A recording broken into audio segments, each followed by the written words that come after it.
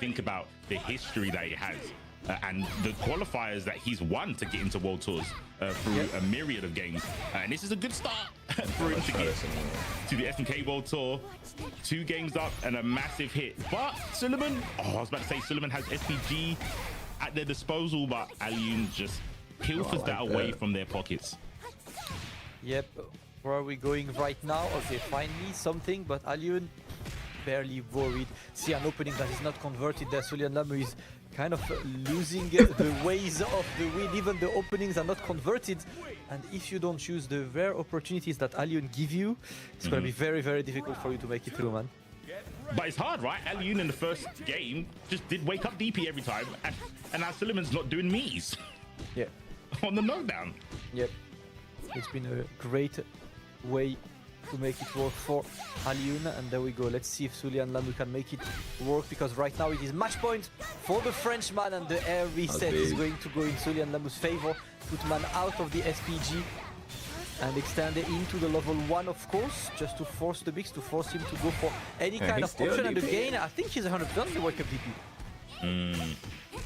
Wake up DP, wake up, man. Wake up, jab, jab. Alioune. These boys better get their meat. Grab. It exists here for. Now he about to command grab him, watch. Last round. No. Only the last round. This command grab is only unlocked when it's match. I Look knew at it. this, bro. Why does it always work on the final round? It's not gonna kill. He should have probably killed if he was to be an absolute annoyance in that corner, and he did the unblockable, man. End up working 3-0 for Alioune over Suleiman Lamu. A very, very, very strong performance from Alioune. He's gonna move to winners final, which also means he's got a guaranteed 1,000, I believe, because top 3. Ah, yeah, good point. I didn't think about that. Yeah. Have a nice day, you know. Best way to spend your Sunday, playing games and getting money. Yes, sir.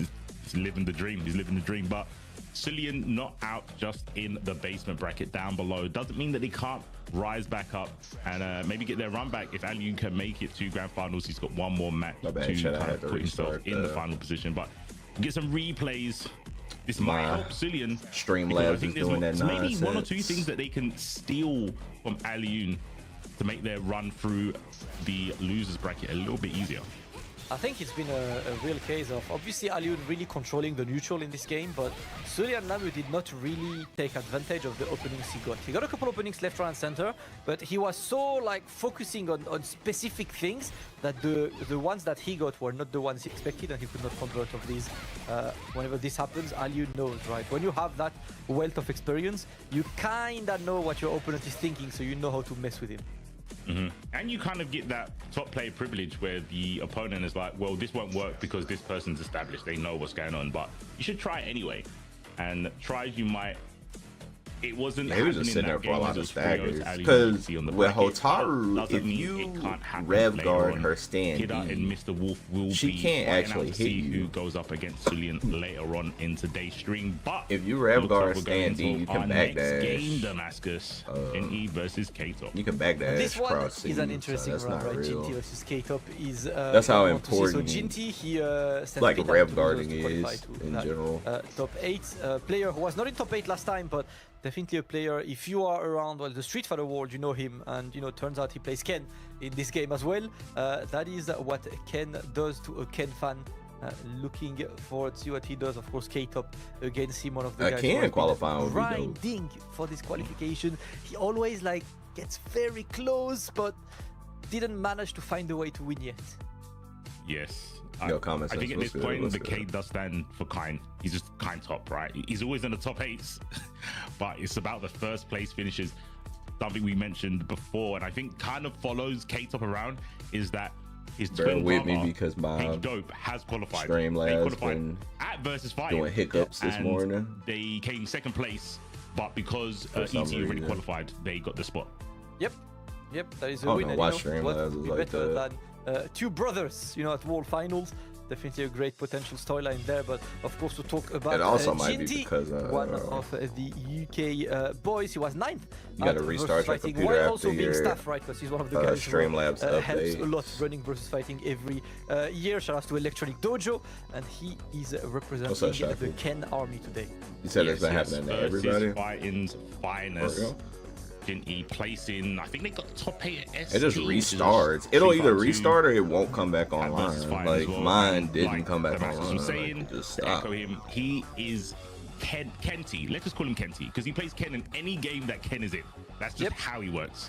Yep, he's just a Ken player, and he's a pretty successful Ken player. I personally know him a lot from the Street Fighter world, of course, where Street Fighter 4, 5, or 6, always running havoc on brackets with the Ken. Right now, a chance for him to maybe fly the UK flag high at the World Finals, but he's got a pretty strong client to take on right now. Psycho, what's good? What's good? His brother is already qualified, and when your brother is qualified, you know. Yo, if I clap everyone at SWC, I appreciate the best that, thing you could get a guy who has been grinding, going to a lot of events. K-Top. I really believe in my abilities, bruh. He was 3rd at UFA with an excellent performance, 7th at Versus Fighting, 4th on the Psycho. His boys out here. Yeah, I'm from Texas. His boys out here hating on my progress, bruh. He's kinda there. Right, that's why I'm tunnel vision. You feel me? This boys out here hating on me. Some unfortunate events happen with their top 8 placing. This was the EU qualifier. This mirror match was insane, by the way. I'm not trying to shill Kine, but honestly, this mirror match was so sick. I appreciate it, boss. You always been a real one, bro. You never switched up. I think they were just shy of like 1 game. Yep. But bro, Common, bro, class player in multiple games. I feel that boys telling me. Boys telling me, let me mute this shit because I don't care what they're talking about. Boys out here telling me, Common, that because I believe I could beat Goichi and Shao Hai, I'm basically delusional. That's what boys is telling me because I believe in my abilities. Boys telling me, Common, like I'm not an OG to this shit. People telling me because I believe in my abilities to beat Goichi and Shao Hai that I'm delusional and I'm gonna need luck. That's fucking crazy. Exactly. I still hated playing your channel in 6 though. That shit. We used to have Destiny battles in rank.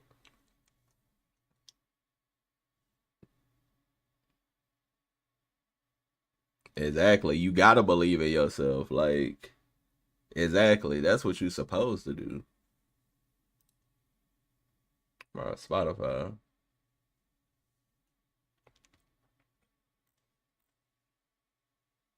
You hate to stay to Street Fighter 6 and want to switch to Fatal Fury for a while. Damn, for real? Yeah, if you come over here, bro, I got you. With anything you need, bro. I definitely got you. If it's any questions you got or anything, I got you. Where is my...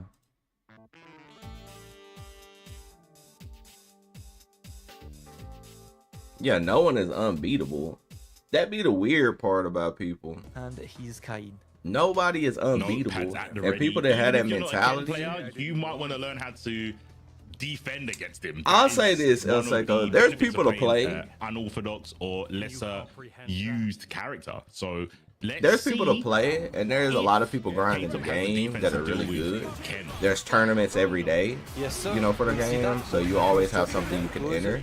Of course, the game isn't going to be as big as Street Fighter or nothing like that, but there's always people to play, and ranked is always available. You know what I'm saying? If you want to play rank or grind sets with people, that's always available. Stiff. Oh, gets the jump. And the neutral aspect of the game is really fun because there's just a lot of options that you can do. You always have an option on defense, and that's what I like about the game. Like, if you're really good at the game, there's always an option. He always has access to either a side switch or a pretty huge corner carry with the EX front taxi, something that you will see Ginty try to take advantage of. Yeah, exactly, Common. Like, that's what I'm saying. Like, now we fight like gentlemen. A lot of people are very... Oh, that was nice. I really want Ken to win this. A lot of people are very insecure with their own abilities. And that's why they feel like that. Wait, I can't just DP. In every other time I'm playing Ken, I can just DP when I see a jump. Yeah, Ken is really tight. You can see the condition of the defense, right? The just defend. Yep. But you know what? My whole thing is common now. If you got that mentality, like if people have that mentality, don't talk to me. You feel me? I don't want you in my circle. I don't want you near me. Don't talk to me. Point blank for you. You got the wrong mindset. Like if somebody's like that, don't talk to me. He does not have close normals, right? His normals are the same. That's just my distance, so you don't really have an interest. You gotta stay away from the haters. haters. For the What's pressure good, or Jay? anything. Staying gotta stay away from the close haters. to mid-range is actually really good. Yeah, that's a very gotta stay away from the haters. Bring up that, Ken. I never really thought about it. Oh no, he got overhead and the rondo was there. Oh, it was looking so good for Ginty to take the first round. But oh yeah, they trying to bring me down, bro. So, as commentators and spectators, we're winning. Yeah, Morken, Ginty definitely showing that he's got the reactions, he's got the game plan, but of course the it's cover my game plan Street Fighter, but I learned to overcome right now goes for the super dashing to of myself in general, confidence of we go for one exactly, bro. Confidence. People don't understand if you play confident, bro, you can beat a player that quote unquote you weren't supposed to beat just based on confidence. A lot of people lose off of respect. Here in Damascus is gassed. That's what people fail to realize. People lose off of respect. This dash under to get that anti-air. I think Fenrich was the first I saw doing this against Goichi a while ago, and definitely Kains around the world have adopted this approach. What's up, Rupture? Excellent play by K-Top. Kick that boy Terry to the curb. It's just like that whole vibe, bro. Like when people have that vibe, bro, you gotta move around me. Because if you think that a player is untouchable or a player can't be beaten, that's weird. Yeah, oof, there we go. No, what was that again? Also, for confused, I could be X with X is free to me. Two very different things. Need to find a way to get damage, because key difference there, right? K-Top gets an opening and that's big. Like me going into SWC saying I could pop Xiaohai or I could pop Goichi. That's not crazy work. But somebody telling me I need luck to beat him, that's fucking crazy. That's disrespectful, because that would mean that you don't know any of my legacy in fighting games. And then you say it don't matter about my legacy. They different in this game. I don't give a bro, I don't care about none of that. Like, I've had years of experience for fighting games. I'm not new to this shit. I don't care who you are, I can beat you. There's nobody on planet Earth that can beat me where I can't beat them, bro. It's impossible, bro. I can beat anybody I want to beat. Is testing the defense of Ginny here. Way more aggressive than the prior rounds. Look at this. Unrelenting. Nice KD block on the jump. I bet. And I know Coco's gonna win. That's God like you did. I beg one confirm. Listen. Ginty, you're getting the hits. That's my point. It's like, bro, it's nobody like untouchable. Right? The hits are there. I think the game plan is good, you know, to annoy K-Top, but. And that's why I said, like, anybody that thinks like that, if you think a player is untouchable or I can't beat this player, you can't beat this player, bro, don't talk to me. A lot of second guessing. There we go. We got reactions like that. Yeah. This is not a young man, by the way. People will be like, oh, you can't beat that dude. That dude a world champion. I don't care. Shit weird. There we go. I don't care. Just going for the Shoryu. I think we're gonna just go for the side switch there. Yep, 1 and 2. He just wants the big damage. Conversion. Jay said, I'm untouchable. I respect that. He first struck him. Oh, invincibility frames though. We get around that fireball. Rondo. Why did he hit something? Before it was his turn. So what he probably should have done is try to JD. Really great play, genius. You gotta try to JD the close stance in, and then Jin right kick. Like K-Top. Nice. Neutral jump. This time we're getting confirms. Ginny's waking up. Hopefully it's not. Yo, comment. What's up? Oh, Tatsu back down to the ground. Empty nothingness. I love it. Okay. There we go this time. Little super or something overhead. There we go. Ginty takes a round. First round he's taking since game number 1. So let's see if we can build up right now, because big match point for K-Top to join Alun in the final. 100%. Oh, is he gonna crumble? No, we see the one just defended and gave it up. Didn't want to get clipped. Oh no, he got the close normal again. But you were saying, right, that that's the choice. Maybe he's just not close enough, thinking that it's gonna work. Oh. More orbs. Okay, you know what? Yeah, walk forward DP. This is the Ken player in you, man. The Ken DNA. The Ken DNA is all there. You cannot remove the Ken neutral from the Ken players. But right now, COTW with potential big damage on this. He built the bar. He's not gonna put him out of SPG just yet, so might as well use that ref blow. No. GG's. Wow. And he's got overheat in mind for that confirm as well. He just wasn't ready. That was too much. I've seen so many people do like a punish like that and work within the realms of that. They've got meter to do that. But yeah, what I recommend though, I'm in overheat. I've got to keep this short and sweet. Usually have, especially on that was a convincing win. Like there was glimmers. Exactly, they don't. Greatness there from Jinty. You know how they come in? They come in with their pride on their back and they fight. Like that's how you have to come into any fight. Like you can't come into a fight, bruh, where like you just scared. Like where you just scared and you don't want to play. Like 2003 SWC finals, literally the Geo had Xiao Hai. He would have beat Xiao Hai 2-0 if he didn't drop.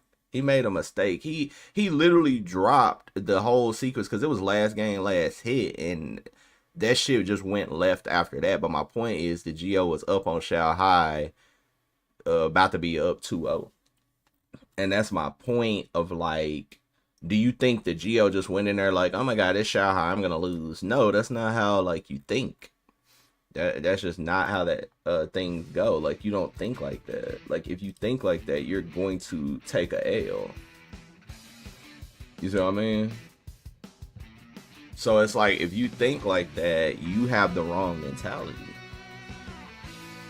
And it's literally people that have the wrong mentality. It's a difference between being like, yeah, this player is very strong, but nobody is unbeatable. Do you think when Goichi and Sonic Fox had that saga in Dragon Ball Fighters, in the beginning of Dragon Ball Fighters, do you think during that saga Sonic was like, oh my god, it's Goichi, I'm not going to be able to beat him? No. Like Sonic knows their abilities. So what did they do? They cooked. It's that simple. It's a simple boost of power levels. You know your power level, I know my power level, let's get it. Let's see who's stronger that day. And that's the whole thing about fighting games, is you're supposed to see who's stronger that day. Needless to say, you can win or that person can win. Like if I saw, like let's say Allion qualifies today, right? Let's just theoretically say Allion qualifies. And I see Allion versus Goichi round 1 offline SWC. Bruh, you are a bot if you just say, oh, yep, Goichi won that. You are a bot. Anybody can get got, bro, any given day. So if you feel like that, you know, it's just the type of people that I don't want to hang around or even talk to. Because you got the wrong mindset.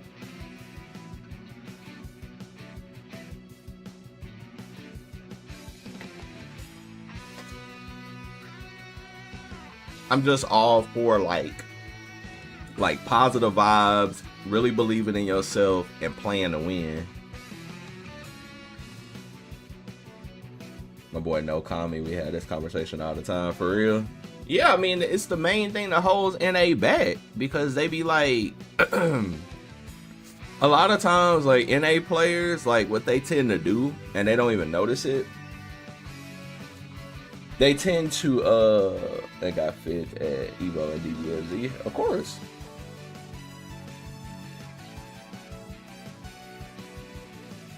Folks never considered that the top player debuffs that you can't be ready at 100% for every single dude. Nope. It's not possible. Yeah, like, NA players are like, they hold themselves back with that mindset. They'll see Xiao Hai in their path, and they'll be like, oh, damn, I got Xiao Hai. Well, I lost. Bro, do you understand how bad that mindset is? I done seen Xiao Hai have more close calls than anybody. Like, he's one of the players I've seen have so many close calls where a person will have him beat and they'll choke. That man is 1000% touchable.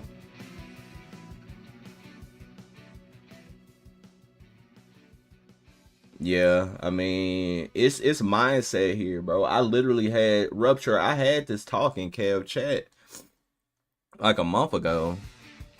I had this talk in Kev's chat a month ago. I don't know if you was there that day, but I had that chat. And you had a dude trying to tell me in there. You had a dude in Kev chat trying to tell me ego isn't part of it. And it's like, yes, ego is a part of why NA is weaker. Is 1000% a part of NA is weaker. Do y'all think?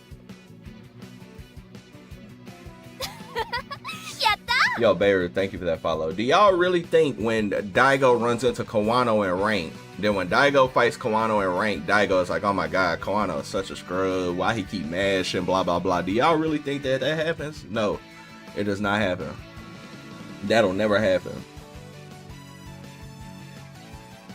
Do you think when Tokido queue up in rank and he fight Momochi in rank, he like, oh my god, Momochi mashing like a scrub, this dude suck? Do you think that happened? No. People in NA do that shit all the time against good players. They'll fight a good player and be like, bro, this dude suck.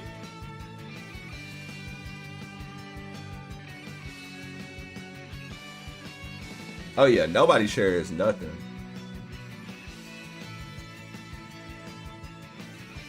They never share anything. Like they're scared to share things, and they're scared to have you level up too with them.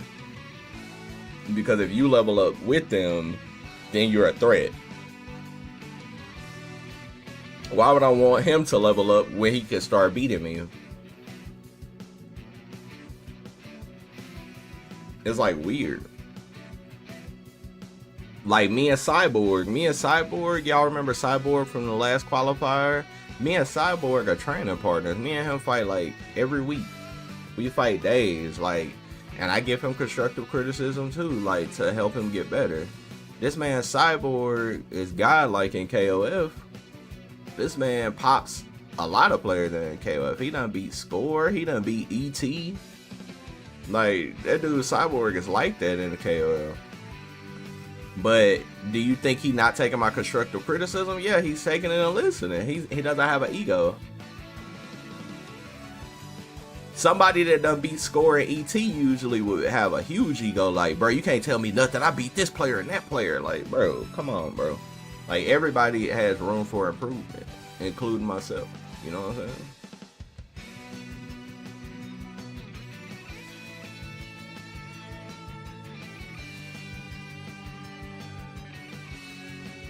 Oh yeah, cause y'all, I know y'all done seen the classic. When y'all see the classic of somebody that's under a different name and they play them, they're under a different name and they play them, and guess what happens? Their whole tune changes the moment that happens. It always changes.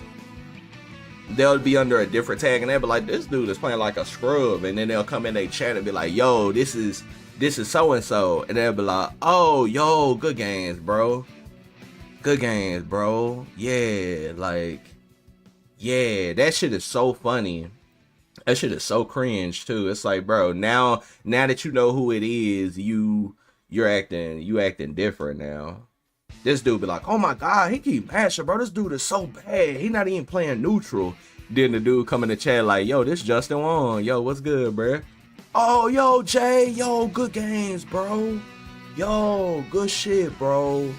Yo, appreciate the raid too, boss. Fake ass shit. You see what I mean? That shit is mad corny.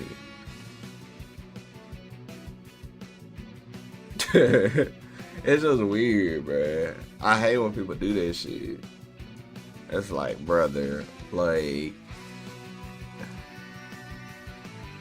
at least stand on it when the person come in your chat. Like, if somebody was playing weird, at least stand on it, bro. That's all I'm asking. If you not standing on it, then that's a problem. I feel like that's more of a problem. If somebody come in your chat and you stand on it, then, you know.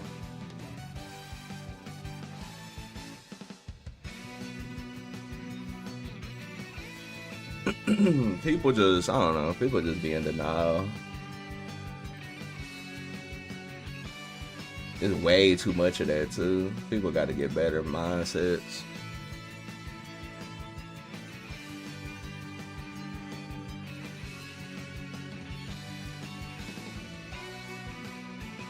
Oh, I gotta pull up something else. Hold up, cause there was some other shit. There was some other shit that happened too. Let me see something.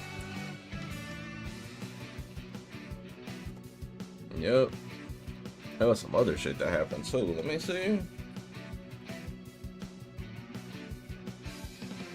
Hey, we got Mai. Let's go. See, Shaku, we got a Mai on top. Let's get it. Alright, let me see.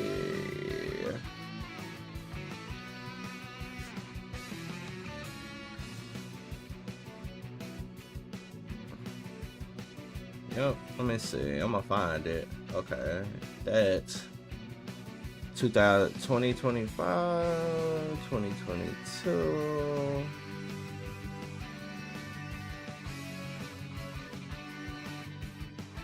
'19, 2018, and this don't even get all the results. That's the funny part about it.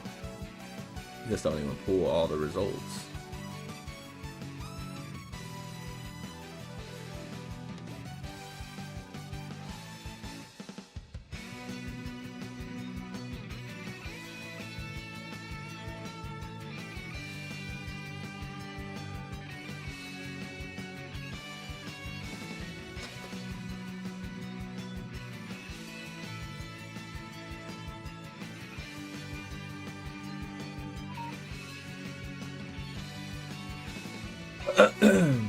Yo, Demon, what's up? Chun should release in December.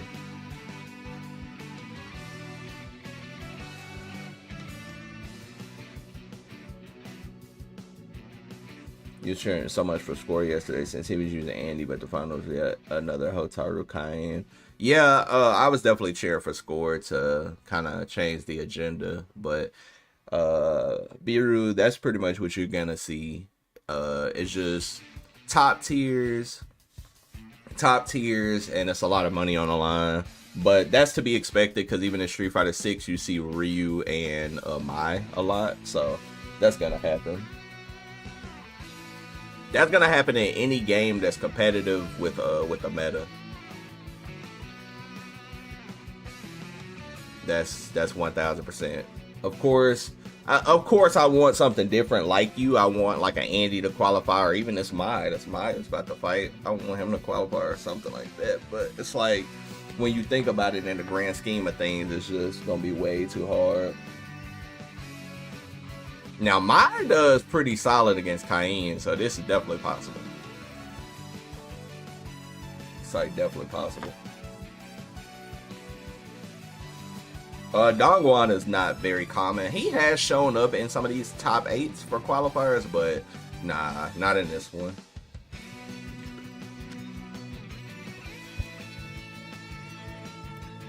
For both ego and a little disrespect, but you gotta be mature about it. Yeah, you definitely have to. Like, there's levels to it, right?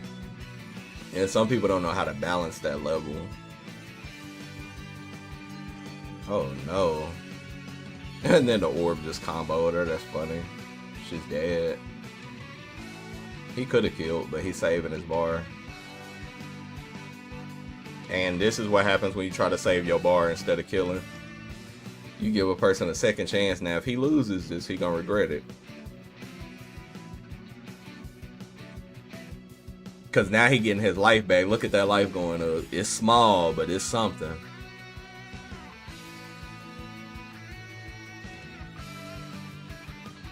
Oh, okay, that was good. But I do think Dongguan is pretty strong. But yeah, he's just not common in the meta right now. But he's pretty good, especially after the patch. Good DP. Super that. Take that SPG away. My with SPG and you ain't got yours, she is dangerous. Oh, I like it. You're dead. Oh, I've never seen that. Bro, what the hell? I never seen that route. That was like a KOF 15 route. Oh my god, please don't get robbed. Please win.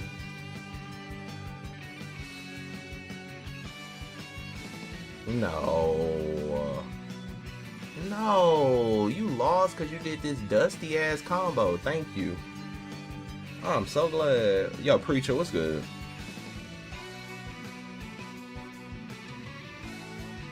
He almost lost because he did that dusty ass combo. It was cool, but bro, don't lose because of it.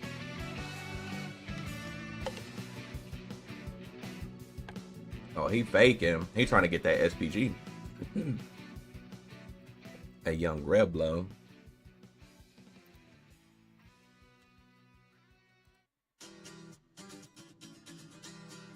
Nice jump in. Oh no. He was kind of revved up, so.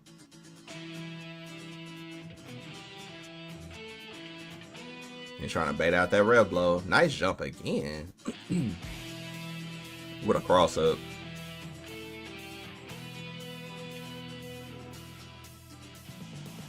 I like this Mai. I like the way he moves around the screen.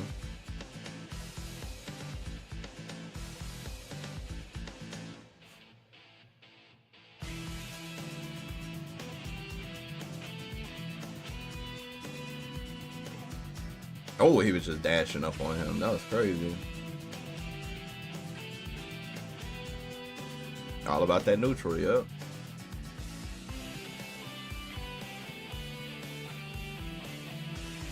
Oh, that was almost counter hit.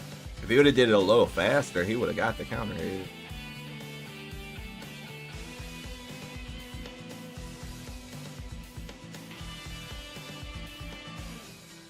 Oh, nice.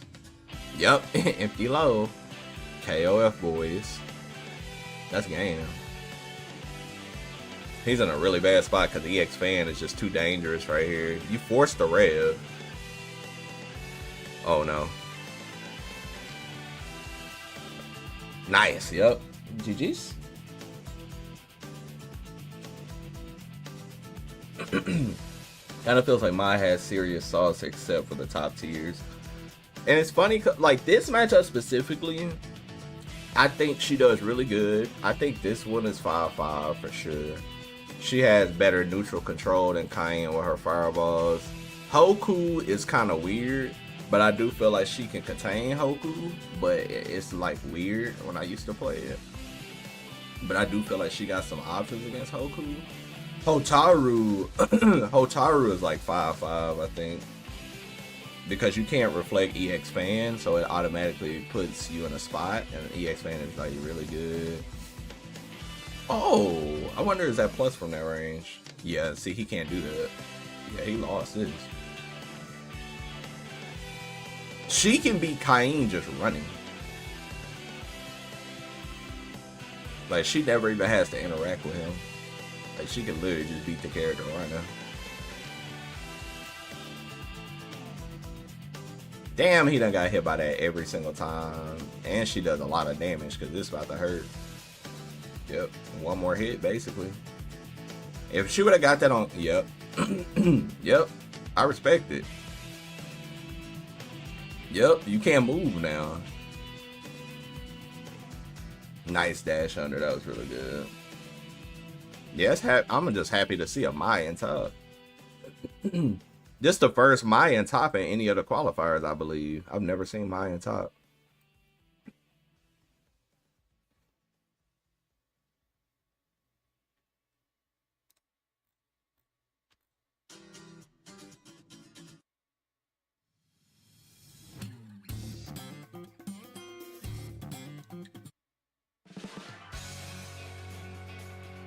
Let's go, Mai 3-0.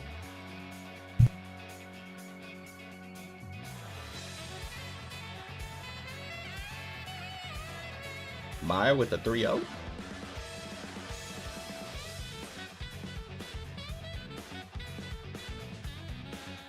SNK games are about confidence and people lack confidence. That's my theory. I mean, that's a pretty accurate theory. I think the problem with people are people just, like I said, people just don't believe in themselves.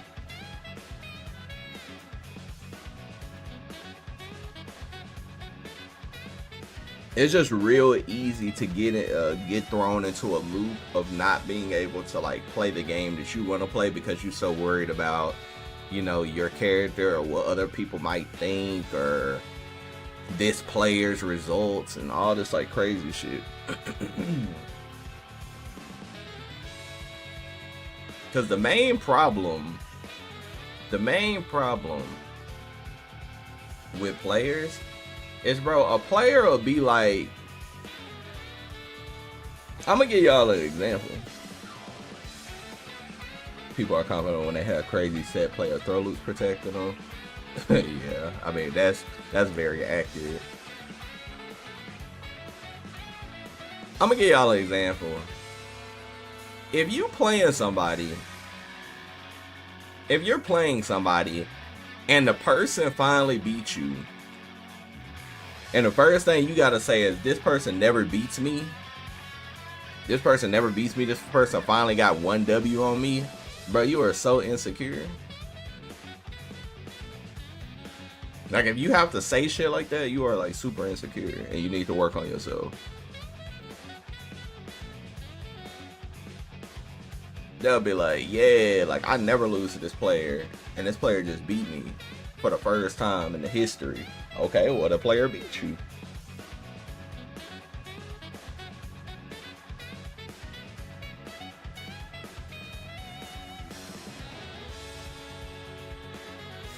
It's like just weird. Like people will do things like that.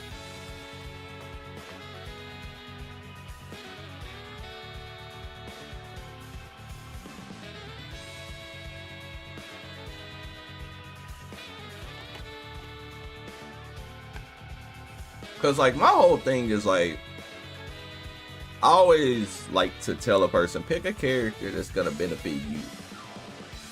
You know what I'm saying? Like, if you feel like a character is gonna benefit you specifically, pick that character.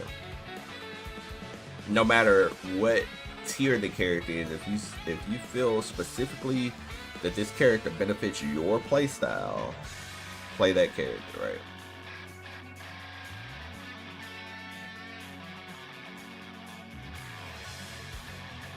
It's like super important to do that.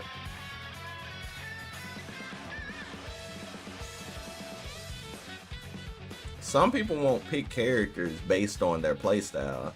Some people will pick a character based on the character's just top tier. Now, can that work out? Yes, but in general, for that to work out, you have to like already be at that upper echelon for that to work out. I ain't gonna hold you. For you to like play a character where they're already top tier and you can just get on the character and you can cook because they're top tier, like that's not something you can just do. Not everybody can just pick a top tier. Sometimes the character has to like mesh with you, you know, like.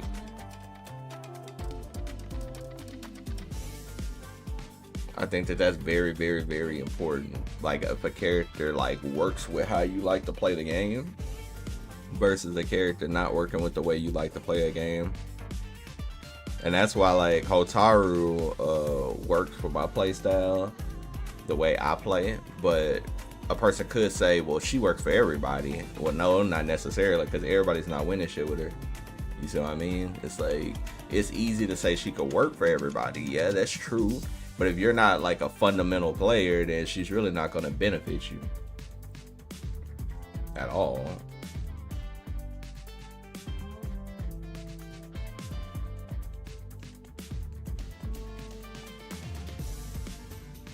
Just like Rock, I would say Rock would benefit a fundamental player. He's not going to benefit somebody that's just a set play god. I haven't seen you on the weeklies lately, taking a break to practice for SWC. So basically, here lately, I've been like sick. I've been getting dizzy like randomly during the day, so my health isn't like 100%. That's the main reason I haven't been entering anything. I just have up and down. Yeah, I just have up and down health spurts right now. That's just not good. So, cause even right now, I'm not 100%. I kind of feel dizzy right now, but I'm just pushing through. But that's generally why you haven't seen me in any like tournaments, because I just haven't been feeling good enough to play in a tournament. But I'm just trying to make sure I'm, you know, feeling good before SWC. That's like the key. I appreciate that, Demon. Yeah, I'm just trying to get like make sure I feel good before SWC, so like when I'm going on my trip, like I'm not feeling dizzy and I can play at my like max level. I think right now that's the most important thing. But I hadn't streamed in a long time, and I felt pretty decent yesterday. Like yesterday, yeah, exactly. You only get one shot at your health, so you gotta make sure you good. Yesterday I felt pretty good afternoonish and the whole day, so that's why I'm trying to ride the momentum, because I felt really good yesterday. This morning I'm feeling like like I'm not the best, but I'm better than days that I've been feeling bad. So, you know, you just gotta count your blessings and make sure like, hey, like I'm feeling better today. Let's get this young stream in. Let's watch some good ass Fatal Fury and keep it moving. But yeah, that's basically why, not to go on a long rant, but I do hope to enter something this week. Hopefully, if I'm like feeling good at night, I can enter something. Cause you know me, I miss competition. Cause you already know some boys probably think I'm ducking brackets. It's like, bro, I'm not ducking, bro. I do not feel good. I don't have to duck. Why would I duck and I already qualified? I don't have to duck. I could take 1,000,000 L's and still go to SWC and win the whole event. So I ain't gotta duck. But, you know, boys be weird out here. They be thinking little shit like that. BB. This matchup, I do not like this matchup. Nice. Yes, that's a very common spot. So that was really good that Mr. Wolf did that.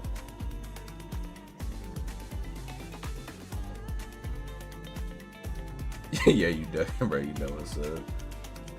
Yeah, people really be thinking like that, Jay. They be like, dude, I heard ducking. Like, hell no. Why would I duck? It's funny because the day after I qualified for SWC, I literally entered a bracket the next day and won that bracket. That's why it's just weird. Damn, he just ran up and did it. That might catch backdash though, high key. Yep, you cannot do that. You lose your, nah, you don't lose rep blow right here. You still got it.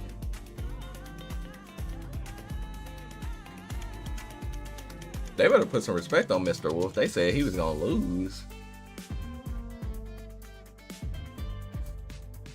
Oh, he got to guard cancel some of this shit though. He took too much unnecessary. He's taking way too much unnecessary stuff. Nice super. Do I meaty right here or no? Oh no! Chip damage. Let's go. High key? Was that light? It kind of looked like heavy reflect on my screen. I don't know. You got your comment after the Mac has broken. Got used to it now. So when you get ready, I'm ready to do some coaching when you got time. Bet. That's a bet. What kind of character is Dongwon? Looking to make someone climb the ranks. So he's a tricky movement character. He's like heavy on like trickery in the air. He has a lot of air mobility, and he has a lot of ways to like cross you up in the air and force you to like try to anti-air in different ways, whether that be going air to air with him, or because it's kind of hard to uppercut him because of the way he moves. and the way he can feint in the air and stuff like that. So I would consider him like a tricky movement character. His pressure, his up close pressure is pretty good. He does a lot of damage. He does a lot of damage. Yeah, so he's a trickery character. I would put him in like the trickery category. Like he's definitely like one of them characters where it's like hard to. Oh, he ran back into it. That was so unfortunate. Where it's like hard to pinpoint where he's gonna land, if he's gonna cross you up, and yeah, if somebody really did come into the scene and really like master him, like he would be a problem.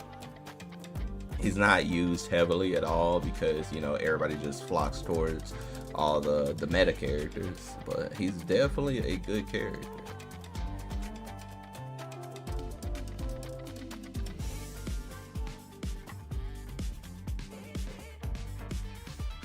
Poking playstyle. So most of the cast have good pokes, because even like Hokuto Maru has good pokes, and he can like annoy you with pokes and like good, you know, footsie. I would say like a character like Billy Kane is like really good at that, like just the poking playstyle, long range pokes and converting into like really good damage.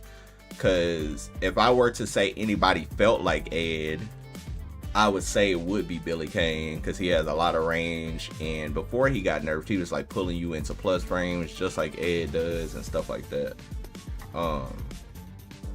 But now he's a lot more normalized, but he's still a dangerous, you know, character.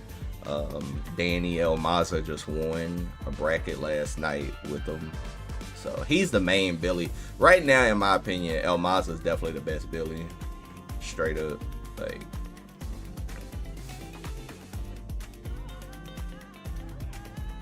but yeah, because what's meta right now, in my opinion, is just characters that really can crank that rev gauge and do a lot of rev gauge damage. So like characters like Kain, Hotaru, characters like that, even Hokuto Maru are like really good at cranking the rev gauge. Because I'm gonna give you a little hack that a lot of players don't play like this, but this is the way I started winning more consistently, so I'm gonna tell you.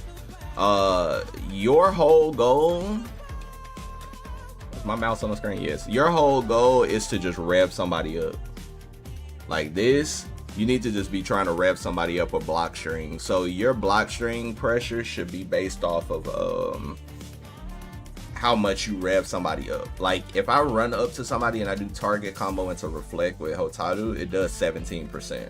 I know this does 17. You know what I'm saying? Exactly, just like somebody getting burnt out. So because I'm gonna do 17% every time, I can do the calculations on your rev gauge. It's a 17% jailed block string that you can do absolutely nothing about unless you hyper defend it. And hyper defending takes a lot of skill. So if somebody is able to do that, then they deserve it. You see what I mean? But it's so skilled that separates player skill, you know? So if I, like right now, this Hotaru has the Hokuto Maru at 15. Now the Hoku is at 13, but he has the Hotaru at 40. So his block, look at that block string, 68 now. So now he tried to do an EX and he went to 91. He wasn't going to be able to do any more confirms, and that's the whole point of revving your opponent up. Because if you rev your opponent up, they can't even combo you properly anymore. You see what I mean? So it's like you wanna do things to rev your opponent up. That's literally the way you're supposed to play the game at high level. And this just doesn't go for El Seiko. This is anybody in my chat that's like trying to wonder, you know, how to get more of a consistent basis in this game of winning. That's what you do. You rev your opponent up. That's the game. That's literally what the game will turn into a year from now, 2 years from now, whatever. It's gonna be a game about revving your opponent up. That's all it's about. Because right now, Hotaru is at 65. If Hokuto Maru puts a really good block string on her, look, 77. She's in trouble. She can't do an EX right now. If you do an EX, you burn out.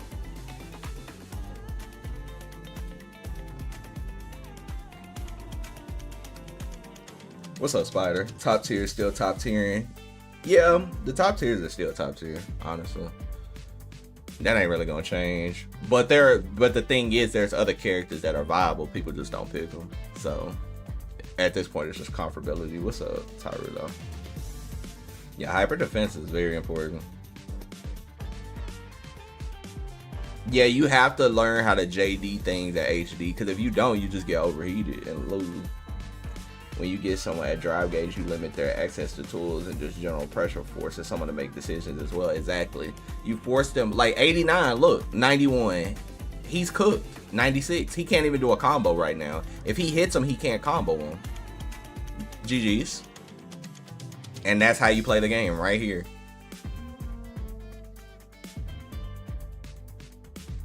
Once you get somebody in a certain threshold on their rev gauge, they are gonna play a certain way automatically.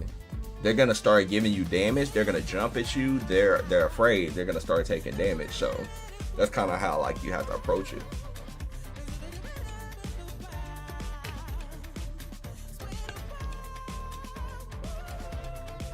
Yeah, it's literally the exact same concept as Street Fighter 6.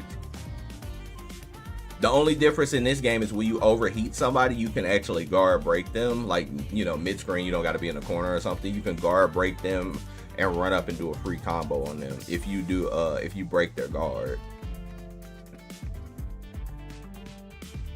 Yeah, it's one of the most fun games I've played since like Melty Blood Type Lumina. That was the last fun, like super fun Omega game I played that I was just like, oh my god, I'm so locked in. Damn, he brought it back 2-2.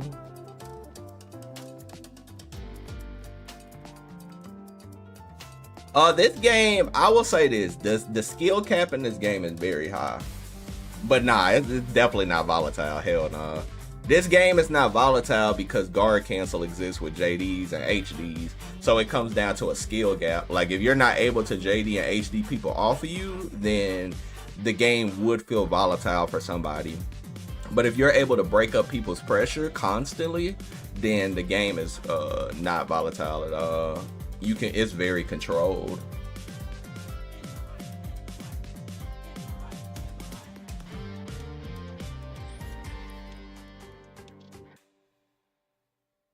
I don't even care about rail gauge. I just want to duff people.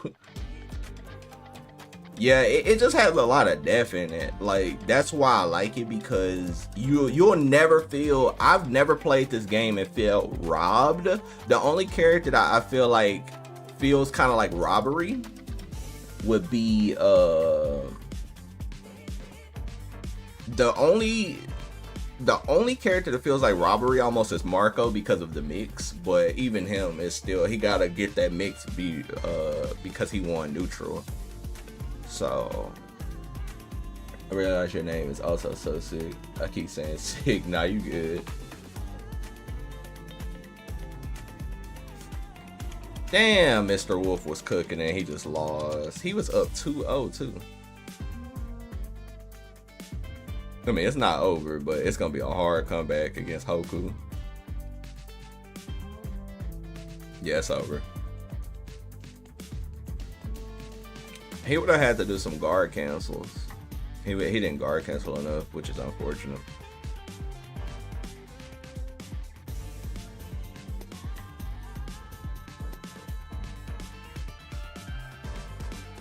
But yeah, that's cool. You trying to get into the game. It's really good. Poke base playstyle is not Billy. I was interested in Kim, but not sure.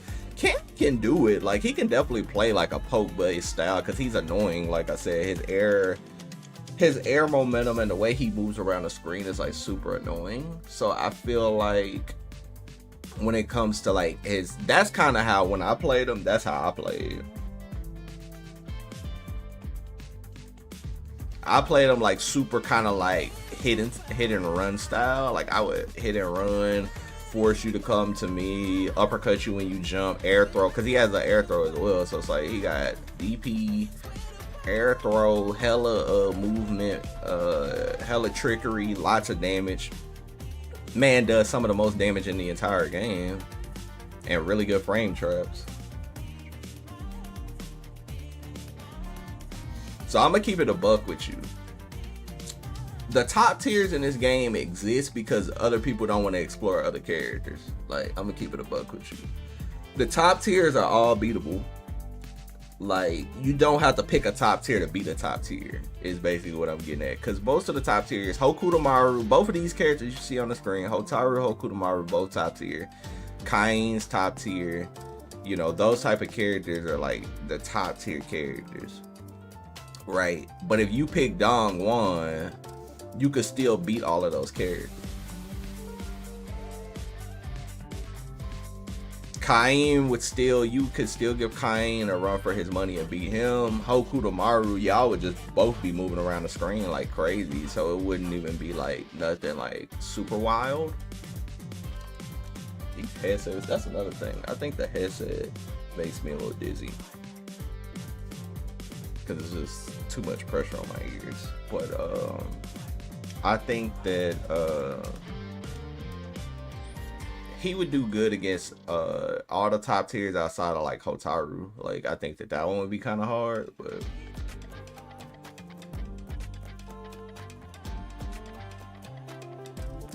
what's so easy? Yeah, like that shit is not a good combination. Yeah, Vox is definitely like super slept on too. Like, I think Vox is good. I think Vox didn't deserve the nerfs he got last patch, but like he's definitely like still good. I just want to play a character who feels my playstyle was strong enough to win tourneys. I want to get a consistent top 8 in the TNS in a few months. Hey, so do I believe Dongwon could win a tournament? I think, and here's the thing, you're a player from a different game that was already high level at a different game, so I think you'll have an advantage. You'll know what you're looking for. So with that being said, I think Dongwon could top 8 free. That's free, right? Free. Can he win a tournament? He can win a tournament, but you would have to be like, you would definitely have to be like Omega nice with him. Like, especially like the skill that people are at right now. I think that you would just have to be nice with him. It'd be just like if somebody asked me, do I think Ken could win a tournament in this game? You know what I'm saying? Because nobody plays Ken like that. I think Ken could win, but you would have to be nice with him. Like, you have to be Omega nice. Because really nobody right now is winning because of their character. You know what I'm saying? It's not that feeling over here where like, oh, I feel like this person winning because of their character. El Maza is winning and Billy ain't even like Billy no more. Billy is just solid. Like, Billy is just solid now. Like, and he's still winning tournaments with Billy. You'll have like an occasional Robert win a tournament with Hoku. Hoku is just really, really good, but Robert is like the only Hokutomaru winning the bracket. You know what I'm saying? It's more character specialists. Grinyas with Preacher. He's the only Preacher winning brackets with Preacher online. So more so, this game is more of a character specialist game. Because even as top tier as Hotaru is, nobody is winning tournaments with Hotaru beyond like Tamago will win like a bracket. I might win a bracket, but at the end of the day, oh, and Army Saw has been cooking like crazy lately. So most of it is still character specialists. Yeah, Joe with a run will be insane. So I think what I would say, El Seiko, is like this game is more based on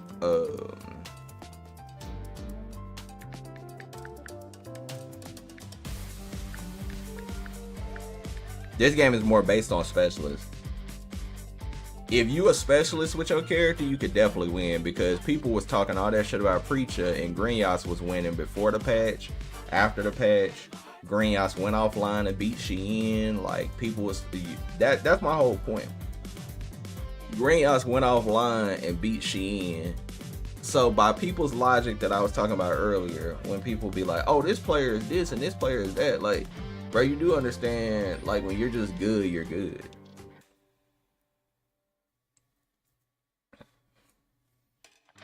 Like, when you're good with a character, you just good with the character. That's why you played Ed in Street Fighter 6. Yeah, Ed fit your playstyle because he is definitely like poke character, and he took character specialists. Like, you had to be a specialist with him.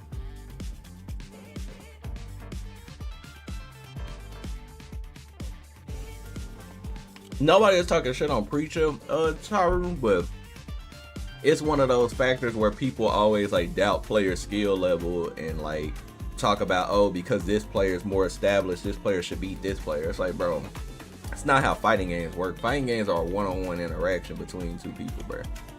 I don't care how much experience you got here, and I don't care about this player. It's a one-on-one interaction, and that's just straight up.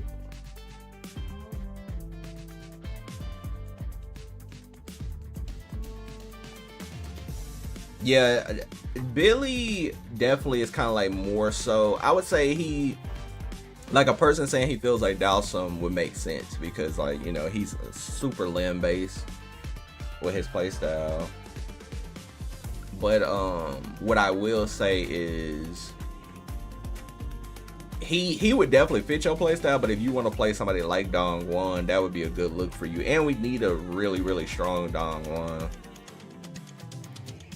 A Dongwon player, Papina, not Papina. Was it Papina? Just beat Green Yas in that one tournament offline. I think it was Papina. With he beat Green Yas with Dongwon, and he plays kind of like that runaway hit and run style where it's like annoying. So, oh yeah, Texas would definitely be, bro. Like, I'm telling you, bro. Cause even Rondon's from Texas too. If you start playing, like, Texas is cooking. Texas is cooking. We still got Kenso too in the trenches. Kenso, Scar. Like, Texas could be one of the strongest regions in this game. I don't know if Terry's still in Texas. I would think he's still in Texas. Yeah, Kenso plays this game. He still plays. Oh yeah, it's a lot of people playing the game, but it's just like that thing that I'm telling you. It's more like character specialists when people play character specialists. Because another character that you would probably like too is Gato. I mean, Gato is like very neutral driven with very good defensive options and offensive options. Like,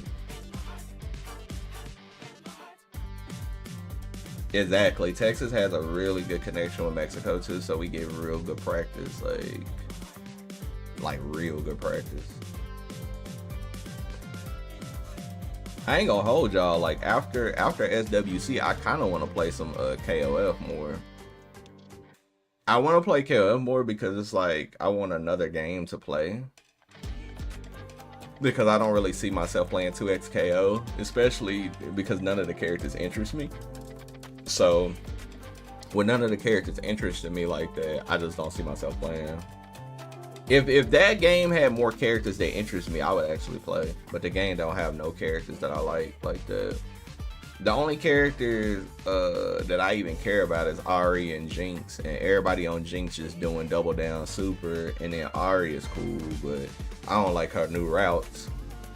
Her routes are sleepy. Her old routes from the beta when she used to do them like IED combos, that shit was hype. Yeah, release it with a 10 character roster, bro. That shit's dangerous. And I ain't gonna hold y'all, chat. I wanna play another game. Like, I would love to play 2XKO, but there's no characters I like that. I just don't like none of the characters.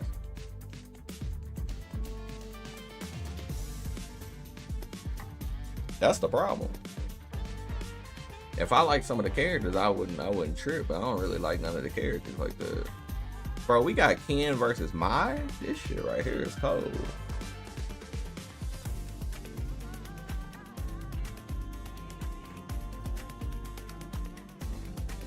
Analytic mindset to play the game, like, yeah.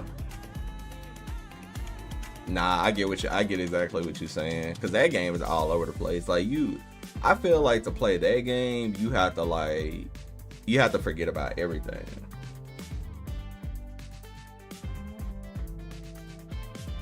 And like, I don't like none of the characters. Like, I like the mechanics, not the mechanics. I like the the characters, like traits and stuff. Like how Echo plays, I think that's pretty godlike. Like how Echo play, I feel like it's godlike. Like Brahms mechanics are godlike. Like stuff like that, I find like unique and cool. But it's like,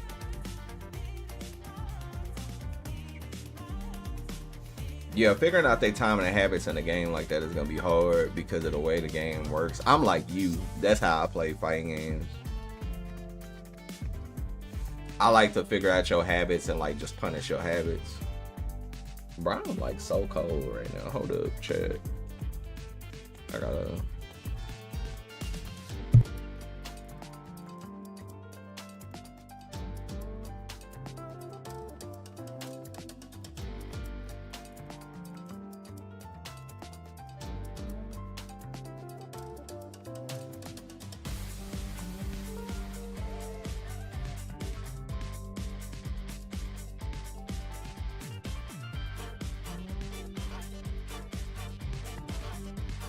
One thing that don't mix with me is being cold. I'm fucking being cold.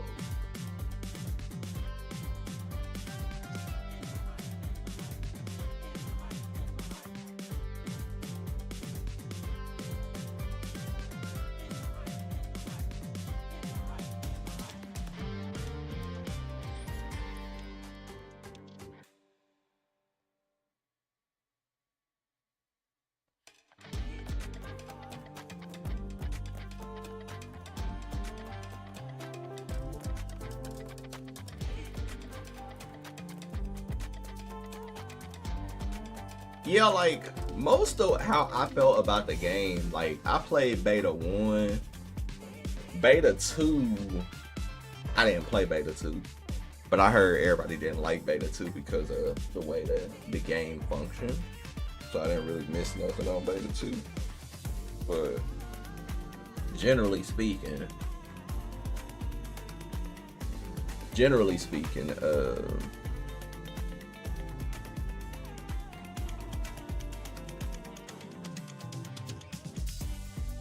it's like tag games are cool. Tokon was fun. Now Tokon I had a lot of fun with. Tokon, that's what I'm waiting on. Like when Tokon drops, that's what I'll be on. 1020%. Now Tokon is not gonna matter because for one, I love Marvel characters. For two, Tokon was really fun. And it was nothing I didn't like about the game. Like once I started figuring it out, I just wanted training mode. That's the only thing I wanted. I just wanted training mode. I didn't have training mode, so I really couldn't, you know, dive deep into the game.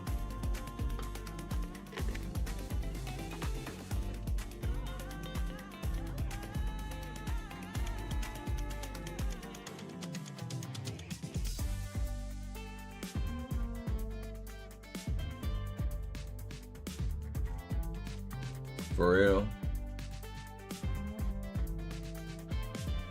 Fighters, like, Fighters was really fun, especially like when it first came out. When I was playing it, I was grinding that game. I was grinding and traveling for that game like crazy. I don't really think I stopped till like season 2, like around the time like the Bardock era. That's when I was like, I kind of like clocked out, but I did have a lot of fun. I had a lot of fun on that game.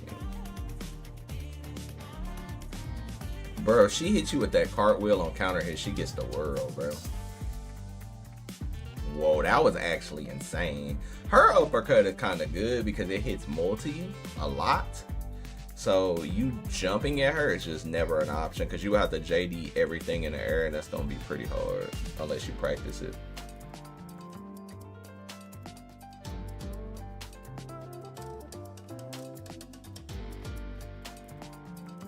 That was a really cool confirm. He did crouch B, close B.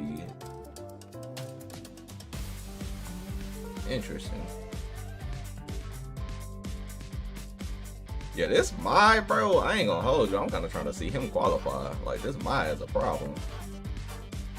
He might can qualify too. Like, I feel like if he wins his next match, if he can beat Peter's Hoku, this Mai might actually make the generational climb all the way to the top and like qualify with Mai, because I ain't gonna hold you, the way he play, I don't really think nobody ready.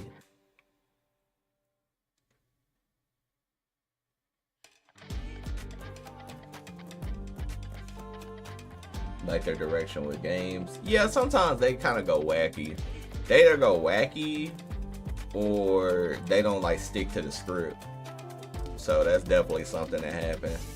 I think their problem a lot of times is like sometimes balance, because even with like Gray and Blue, like sometimes the balance will get out of hand and they'll have to like fix a character immediately. Like Beatrix, when Beatrix came out, like they fixed Beatrix immediately. Like it was like she was rocking for a little bit, they're like nope, and it's just like damn boy, like I can't do nothing. You know what I'm saying? It's like damn, I can't move, I can't play my character. Like I got to play UL when UL was messed up. Like when she first came out, UL was so messed up, and then when they nerfed her 5B, when they nerfed her 5B, I knew I was cooked. I was like, bro, y'all done nerfed her main neutral button, because that 5B was like ridiculous on launch. So I definitely get what you're saying about Arxes, because they definitely can go that route. Yeah, Grand Blue I think Grand Blue is in a good state, regardless of what Twitter is saying. Twitter's not a real place. I do think Grand Blue is in a good state. Nice. Oh, he dropped it. That was huge. That is plus. Like, this might kind of making me want to play Mai, I ain't gonna lie. I ain't gonna hold you. Bro, everybody is getting hit by that cross.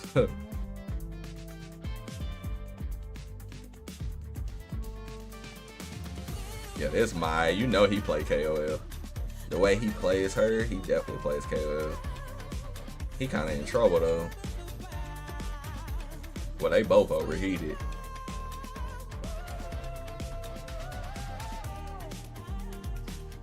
Whoa, he started jumping.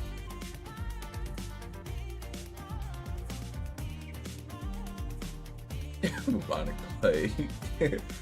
Fighters, okay, so, well, not Fighters. Strive, like, I stopped, you know what? Going back in time, I don't know why I stopped playing Strive as early as I did. Because I was playing it, like, heavy. Because people forget this, but at the beginning of Strive, this is where memory loss happens, right? At the beginning of Strive, me and K7 were the best players in NA. Like, we were definitely, like, if you didn't call us the best two players, then we were top 5 guaranteed. And this was coming from an offline situation. Because I know people like to always try to pull the offline results. Well, these were all offline results. And me and K7 were like the best people in Strive at the beginning. And then it's like when I came back from Summer Jam, I just stopped playing the game altogether. But I don't really understand why I quit playing the game, you know? I can't really remember.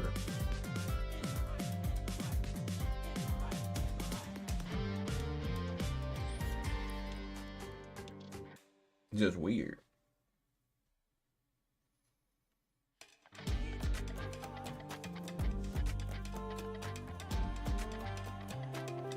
Bro, I really hope this Mai qualifies. I'm so biased, I don't care.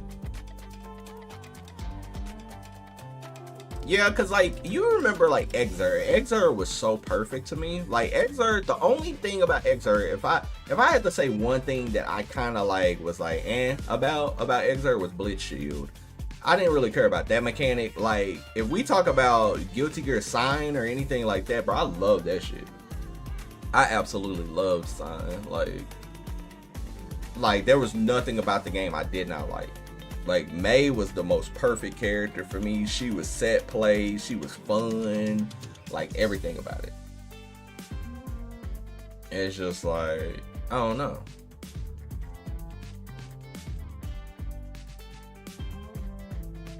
It took a month for Ryan Hunter to drop the game and try to make Axel work. Axel at launch, I remember, the only thing I remember about Axel at launch, he had that bomber loot.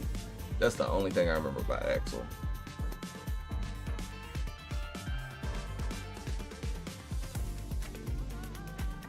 I forgot about Ryan Hunter. I ain't heard that name in so long.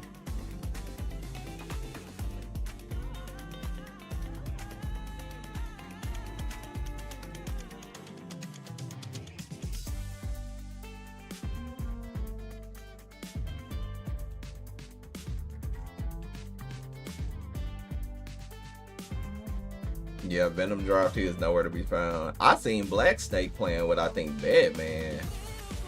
If I ain't tripping. I looked at a Black Snake stream and he sounded like Batman.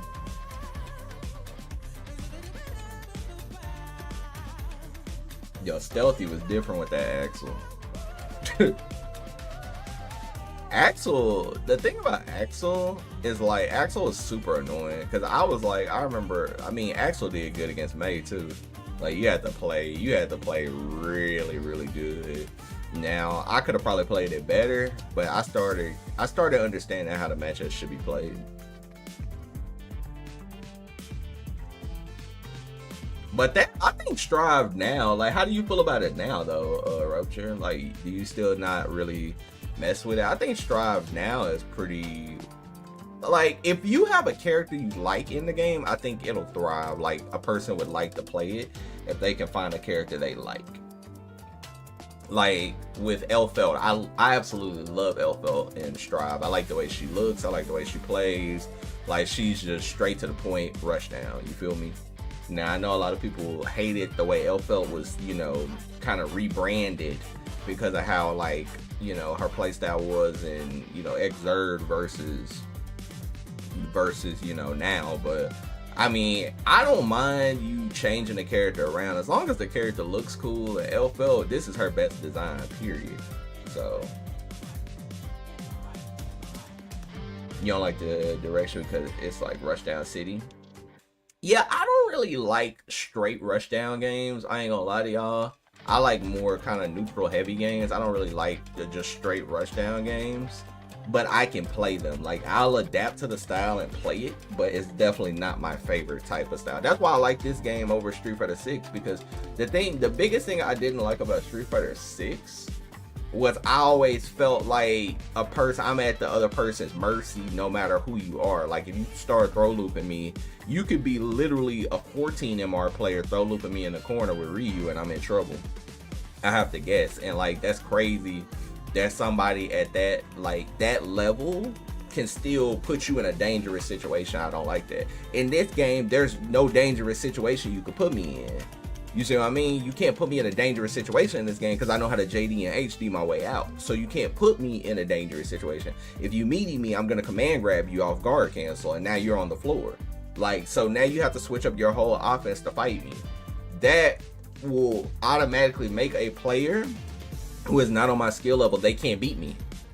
You feel me? Like, they can't beat me. And that's what I like about this game. Is like, you can force interactions that if somebody is just doing the same shit to you, they're gonna lose. And there's no throw loops in this game unless you have like a projectile. Like, Ronaldo has a throw loop, Cain has a throw loop, Preacher has a throw loop. Those type of characters have throw loops, but there's no real throw loop in this game. Like, not an actual throw loop. You have to have like some oaky projectile to get a throw loop. Oh, and BJNA got like a throw loop. Characters like that. Alright, chat. Give me 1 second. I'm gonna use the restroom.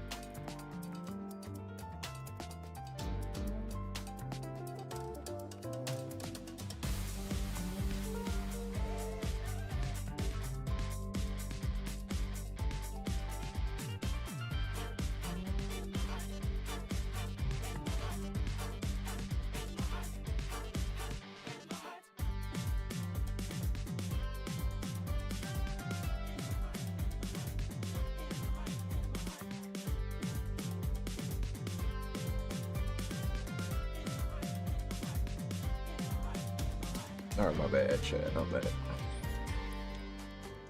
And it's cold. I don't know why I'm so cold. The season 1 combos, but it gets old real fast. Also, could you get Timmy 2-touch with anything over there? Yeah, like the damage output is like very, very crazy. I miss, like, Guilty Gear to me used to be literally 2K 2D knockdown mix up. You feel me? 2K 2D hard knockdown mix up. Let me see it. Bet I got the hit again. You know, 2K 2D knockdown mix up. I got the hit again. Bet. Like that was Guilty Gear to me. It's definitely changed. But like the game aesthetically is so beautiful that I can get past that type of stuff only because the game is pretty. Nice. What's up, Terry? Sometimes like I can look past it, especially if I like a character. Like if I like a character, I can look past it, but everything that you're saying is 1000% valid. Because I also don't like to get like played or hoed.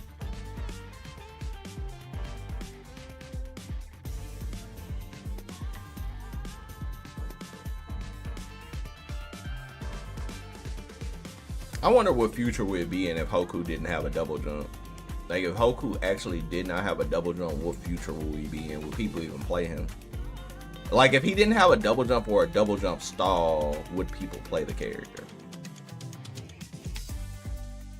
I'm curious.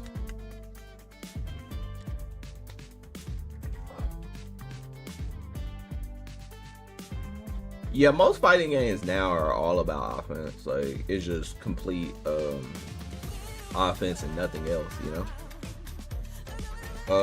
Which I wouldn't say necessarily that's a bad thing or a good thing. I do like high damage in fighting games because it creates it creates the chance to stop a player from playing without their brain. Like if a player just wants to kind of play mindless and not really think about their options and they kind of just want to do what they want to do, high damage output can stop that. However, it can backfire if there's not like, if it doesn't like balance out. So like this game is a perfect balance of damage. Like the damage output in this game is very high, right? Damage output is very hot. Wow, he reacted to that. The damage output in this game is like super high, right? But also defense is so good that it's okay that damage output's high.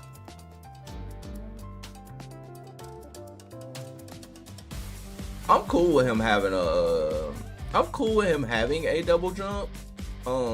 Because yeah, ninja characters do have high mobility in most fighting games that ninja characters are in. But I also think that if he didn't have it, what would be the future of the character? You see what I mean? Yo, KG, what's up? Like, I think that if he didn't have it, he wouldn't be as strong as he is. Because really what makes him strong is the double jump.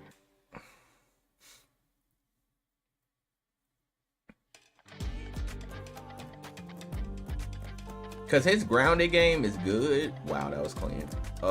His grounded game is really good, but I don't think that that's the problem. The problem is that the anti-airing him is like very hard and you have to go air to air. Yeah, it's like the problem with him is you have to anti-air him by going air to air and stuff like that. So that's the way you're gonna get him out of the air, you feel me? And it's like that type of play style is like it can get tricky. Now some people are really good at dealing with it.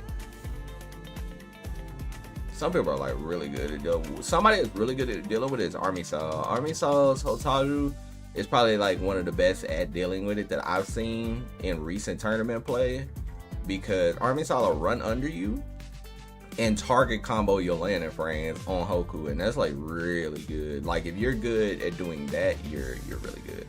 Cause like right here you see like this, hold up, let me see. Okay, you know he's gonna jump to beat you. Yep, that could have been an uppercut because he did recover in enough time. GG's, you lost.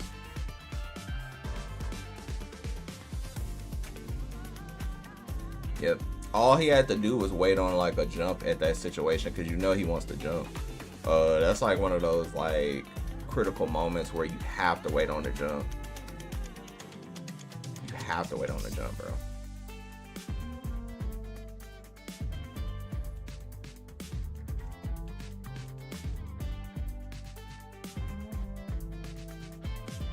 Ooh, nice catch on the back dash.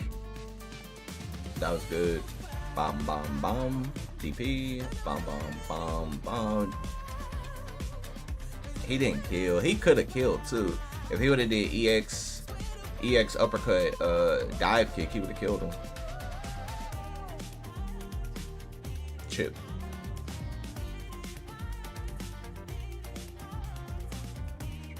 This qualifier, even though it's like meta characters, like, you know, we do have a Mai on top, which I'm pretty excited to see more of him.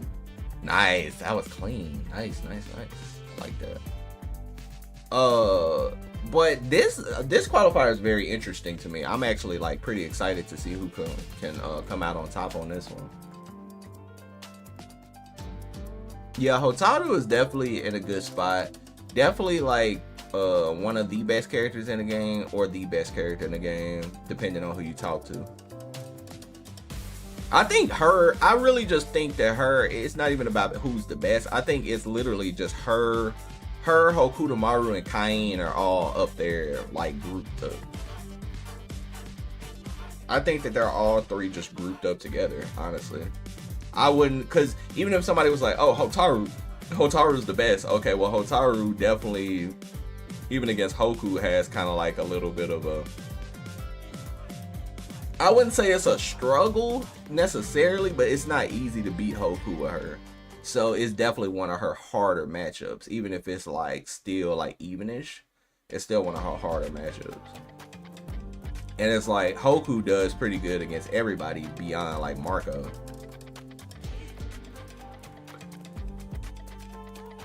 Because even the Billy thing, I think Hoku Billy now is a little more evenish.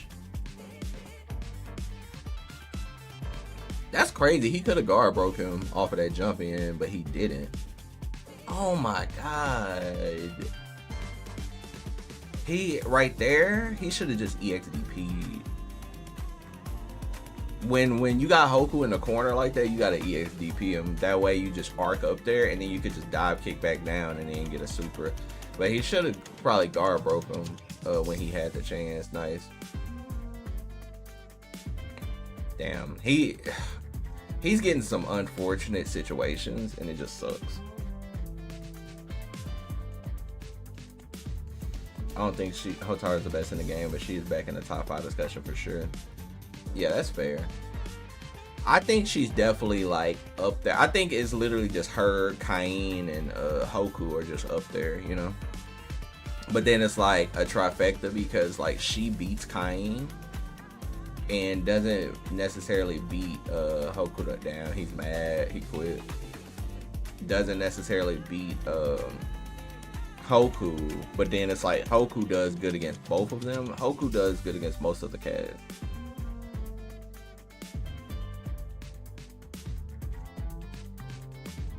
Hotaru like Ken in third strike, she doesn't have much broken, but all her tools are good and well-rounded. The player can make her dominant, yeah, that's mostly what she does. If the player controlling her is good, then she gonna make plays. If the player controlling her is mid or just average, she's not gonna be able to make those same plays.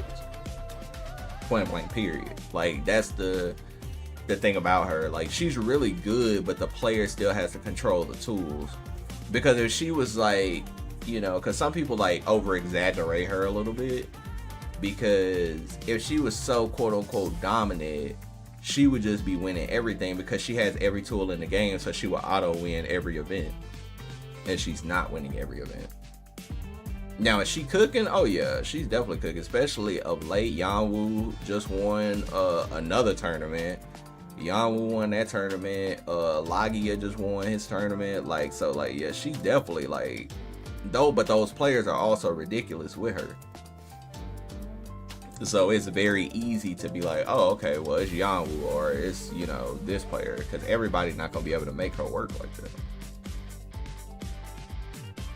So yeah, we got the Mai is in top 4. So the Mai is guaranteed $500 at least right now.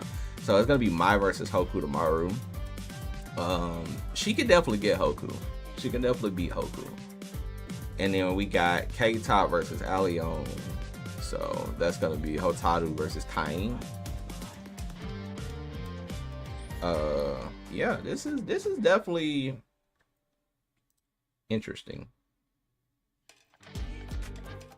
Definitely interesting.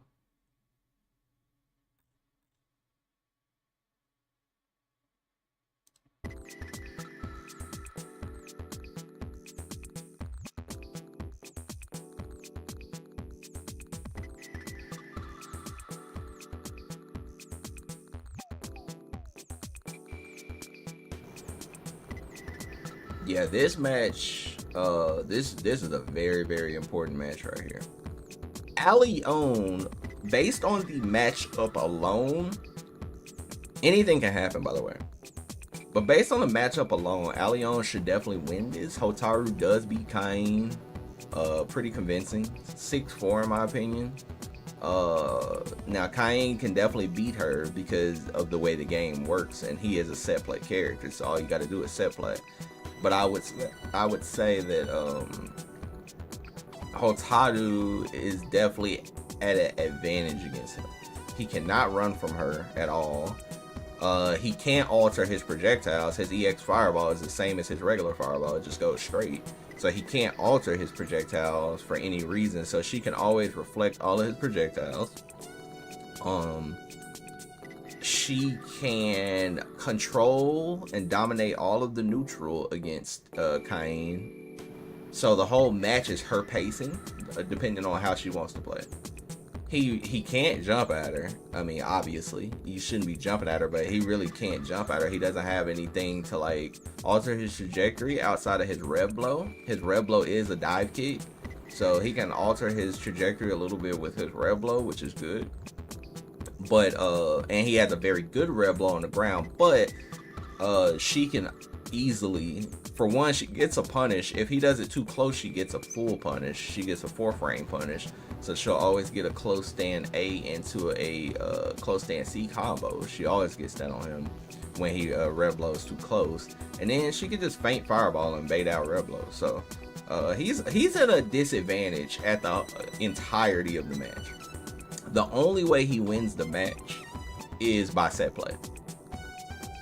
He has the set player, because even him doing multi-hitting strikes on her wake up is like risky, because all you have to do is guard cancel command grab, and he can't even do anything. Once he does close stand C on your wake up and you guard cancel, like, it's nothing he can do about it. He can't do anything. So I think with all of those things being said, she definitely has a clear advantage. So we'll just have to see how K-Top plays it. Like, if he plays it like super aggressive, which that's the best way to play it. If you're gonna play it, you have to play aggressive. You can't play neutral based and slow, because you're gonna lose. If you play neutral based and slow, you're going to lose.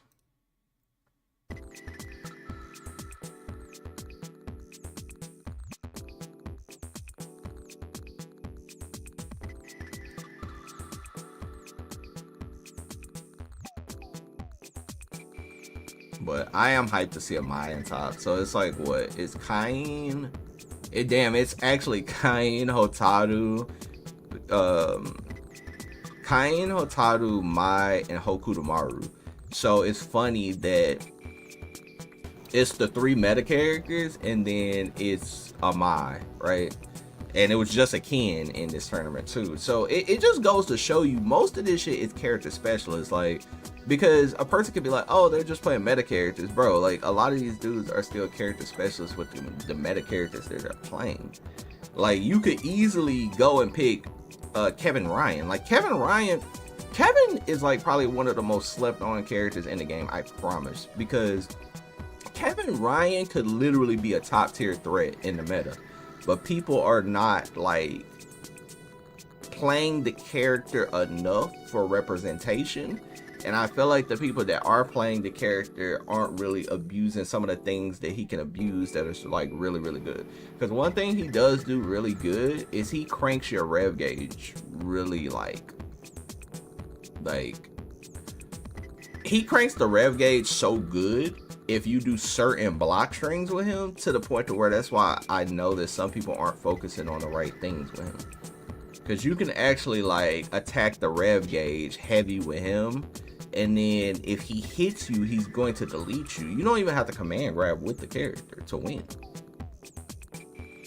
Command grab is just an added threat. Because if anything, you could just be guard cancel command grab. You ain't even got to command grab people. Like it's the threat, especially when people like rev guard. And he has a very good rev blow. His rev blow is really good. So I think it's certain things about him, like even him, he's really good. Like I said earlier, Dongwon is very good. He just takes more of a specialist. Mai is really good in the neutral sense. Like I think her neutral is like really good. It's just me personally, I don't like her buttons, but I don't think that she's bad. I just think that her buttons are like weird. But her neutral, I like her neutral. That was so good when he did that. But I think any character in this game can win. Like, people are just...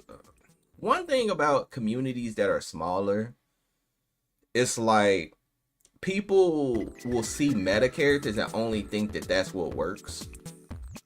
And that's like closed-minded activity. Like when you close your mind off to what actually can work versus what you think works.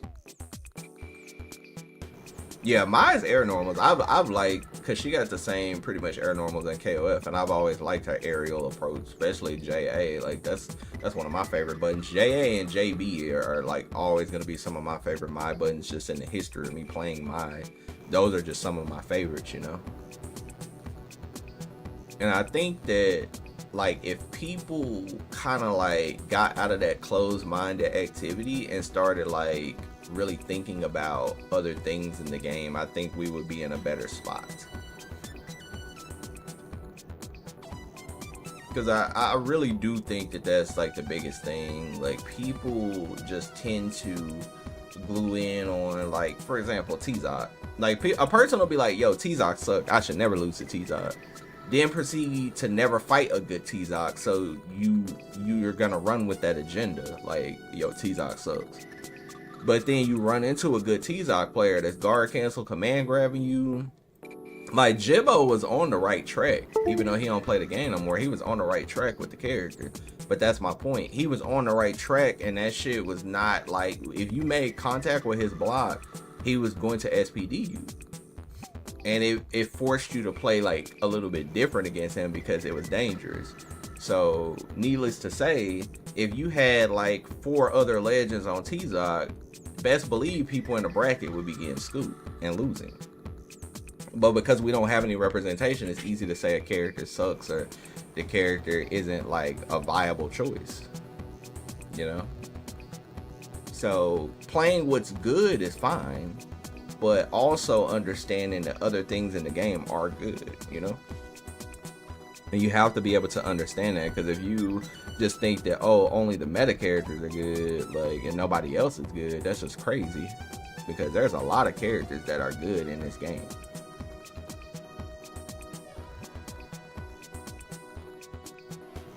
Like, a lot of characters.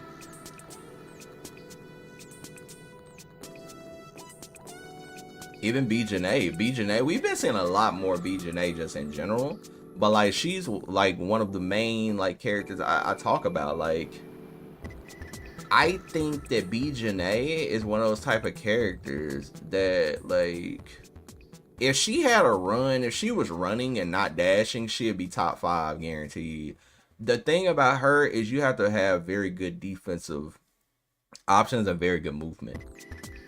On National Qualification, he will play 2x on stream. What's up, Luigi? Luigi always trying to get me on that 2X.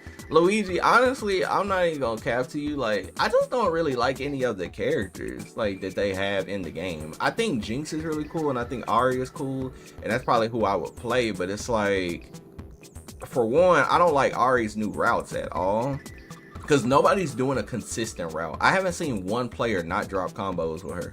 Like, all of her routes are inconsistent as hell, and it's like somebody would probably have to drop damage to do an easier route, and I would have to see that route to even get me interested in her. And Jinx, everybody's just doing double down super, so it's just kind of sleepy. But I think Jinx is really cool because I like her Oki at least. I was like messing with Echo. Echo is really cool. Like, I think Echo is a very cool character, and I love the way that they made him. And I think I would actually cook on Echo. Yeah, a lot of people are saying Yasuo. Yasuo just, are y'all not sleep on that character though? Like, Yasuo is so sleepy, bro. Like, I'm just tired of seeing the same shit. Like, I do respect it. Like, it's cool, but it's just like, I'm just tired of seeing the same shit in that game. But you know who I like, Luigi, high key? I like Braum. I like his tool set. I think his tool set is very cool, and I do like how his like unbreakable mechanic works. And I think that the whole ice, I like characters that can freeze people. I think that that's really cool. I think that he's like underrepresented as well. Like, nobody really plays him. I played in the beta, I was playing with Alawi and Ahri. Alawi, I still think like that she's my playstyle too, because she just straight set playing really good buttons. And like, I think I just wouldn't want to play her again because I played her in the beta. But she was really cool because I had a lot of fun playing her when I was playing her, just because of like, you know, how she plays, and like, and she's still good, you know. I don't know, I just want more characters, bro. Like, I need like a goddamn character like 9 or some shit, like a mage just doing like magical powers and just like zapping you and like doing like crazy zoning or crazy set play or some shit like that. Like, I really think that that game will cook with more characters. Like, if that game can get some more characters, bro. You said Echo Alawi? Yeah, Alawi is definitely like, design wise, I'm not the biggest fan of her design, but her playstyle is really cool. Like, I'm very big on design. I like to think that the character I play looks cool, or they have a really cool design or something. Like, it's just hard for me to like when that other character comes out, Teemo, like, he looks cool. And his playstyle, based on what I've read how he plays in League, if they like implement that, he would be cool, you know? You play Darius Alawi. That sounds pretty cheap though. It sounds like you're doing a lot of damage. Oh, that was godlike. Yep. That's the thing. You cannot wake up against Hotaru because of her red blow is too good. I'm doing jump red blow again too. I'm doing it again. Yeah, because you can't. Oh no, imagine getting robbed right here. Hold up.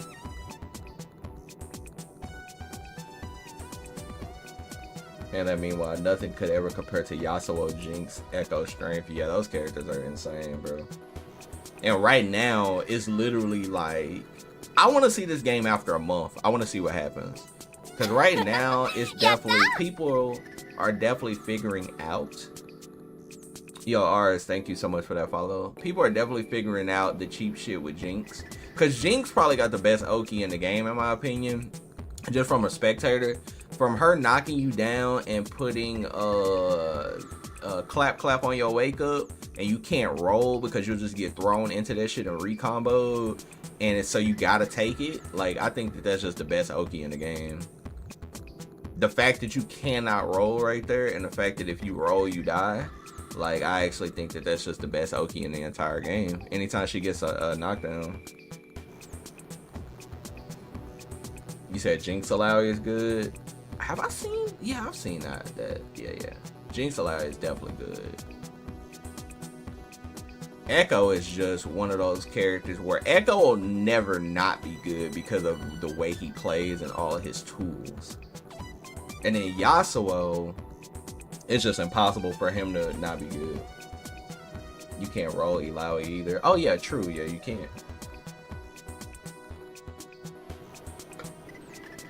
Yeah, it's very true. Loving the game. I honestly just want more characters down the road. Yeah, just like, that's the thing. That's, ooh, what a command grab. Hold up, this is critical. Wow, he got hit. Yeah, that's kind of how I feel about it. I'm just a spectator right now. Like, I definitely loaded up the game and went to training mode just to like fill out some of the characters and just see how they play. But it's definitely one of those games for me personally. I don't have a character. Now, if it was like 1 million characters in the game right now, not even 1 million, let me not exaggerate, 20. If it was a 20 cast where it was some characters that I really liked, then I'd be like, oh, okay, bet, I'm locked in because it was some characters that I like. That's kind of my only thing about not, oh, you get a save jump right there? I kind of like that. That's my only reason to not like grind the game, because it's like hard for me to play a game where I don't really like the characters.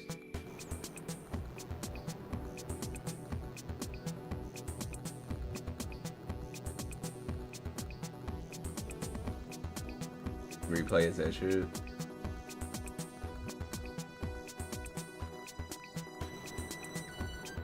They got, you said they got them NRS tier patches. Oh, what a counter hit. Yeah, this honestly should go to Allion. Like this, like he's playing really good right now. No, he wants to qualify bad. Oh, what an answer.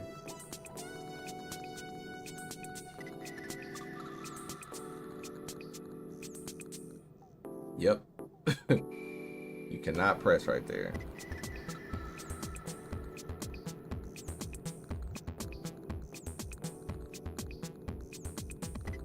Yeah, I could actually see that. They'll probably do an Omega buff to Braum too. I see them Omega buffing Braum to where Braum becomes like really dumb, where he becomes on some like Vasaraga shit where he's just eating through everything in neutral and just running up, and he doesn't have to like worry about any projectiles or something.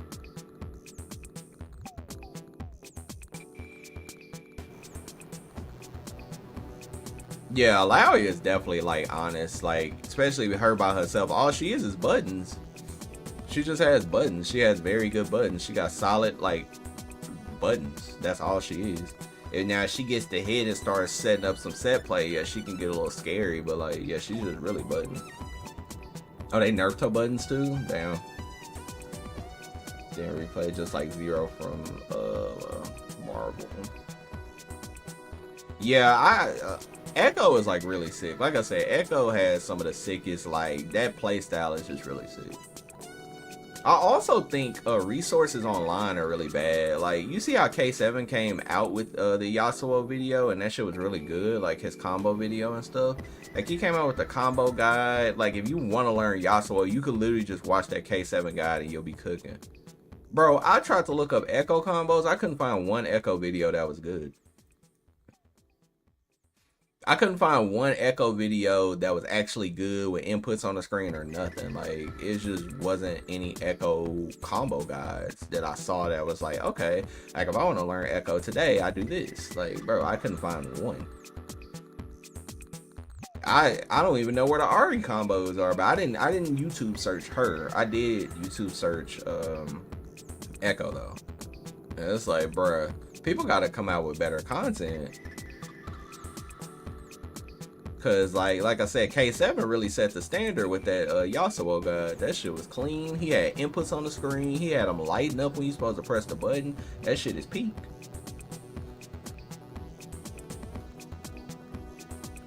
See, Luigi, I was trying to do that, but like you see, people be tagging too much. They be doing tag combos. I was trying to look for solo combos. I don't even know his basic B&B route. Like it's like what, 5B, 5C, 2C launch, You get in the air, do jump B, jump C, then you do his special move like S2. But then I saw a route that you're supposed to do like S2 and then you're supposed to do the kick, you know, the kick follow-up. You're supposed to do S2 to kick. When you land, you kick him, and then you're supposed to throw out his little orb, and it's supposed to freeze him, and I could never get that combo to combo.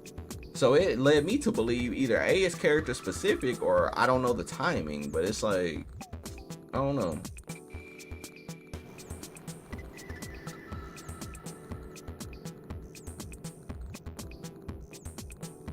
Yeah, the problem, Rupture, with that game is like people like K7 put out the scrolls for Yasuo, but then if you go searching for any other character, nobody has nothing out. Where you have to like, you would literally have to go look at like a top player just play the character and copy their routes. And I don't mind doing that in like a one-on-one game, but or a game where it's not team. Like, for example, if I want to go watch Yasha and I want to watch his 17, which I did, I stole all of his routes because that game isn't really tag based on your combos. It's like, oh, this is his solo 17 combo, bet. You know what I'm saying? So it's harder to find. I just want solo combos for now. And it's like hard to find because I was just chilling yesterday. I was feeling alright, so I like loaded up 2XKO and went to the lab with Echo, just messing around with the game, just looking at their move lists and stuff like that. And I was like, damn, let me try to find a combo, and I could not find a route. Congratulations on your qualifier. Does this mean you're going to Atlanta? I'll so be rooting for you. Yeah, I'm going to Atlanta. I qualified for SWC, so yeah, I'm one of the 32 players that has qualified, and now we just kind of wait until the until the bracket drops because people are still qualifying. Yeah, we just wait until the bracket, and then yeah, it's cool. But the cool thing is I'm guaranteed money regardless for even qualifying, like 2,500. So that's cool. So just go from there.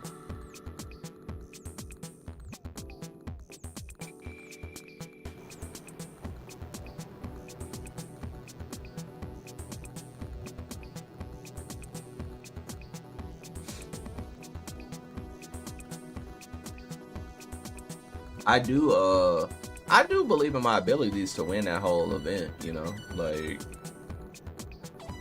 I know, like I said, I know some people are kind of like questionable about their abilities in fighting games, and they don't believe in themselves in fighting games, and they don't have, you know, the history to back it up. But I really do like my odds against any player in that top 32. Like any player, I feel like I can win. I don't feel like nobody's so stronger than me that they could just beat me, bro. Any fighting game is player to player.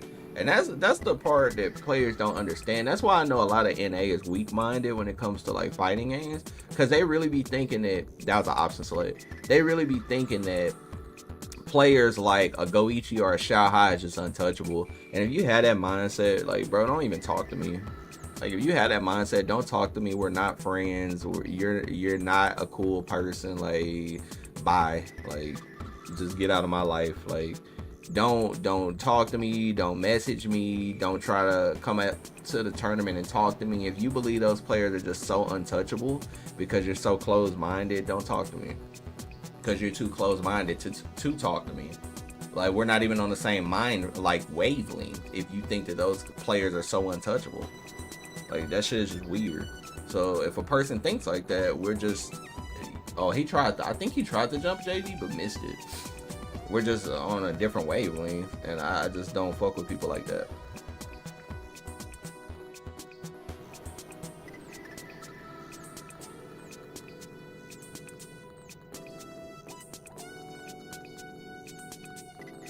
Yeah, I appreciate that, Key. What's up, Black Star? Ain't go on this zombie that didn't play him on Aquapaza. Shit, or Melty. And Black Star, and see, that's fair. Somebody that's not in the scene or not playing fighting games, that's definitely fair for them to think like that. I respect that because they don't know no better. But once you get into fighting games, you understand a fighting game is a 1v1. So that is why upsets even happen, quote unquote. You feel me? Like when people be like, oh, this player should never lose to this player. Y'all do understand my homie Cusco beat Lashar in bracket offline. That's not something that you would think. If you see them two names on paper, you're not going to think Cusco is going to beat Lashar. And guess what? Cusco beat Lashar. Like, anything can happen, bro. Like, it's player to player. Like, sometimes your playstyle does good against these players.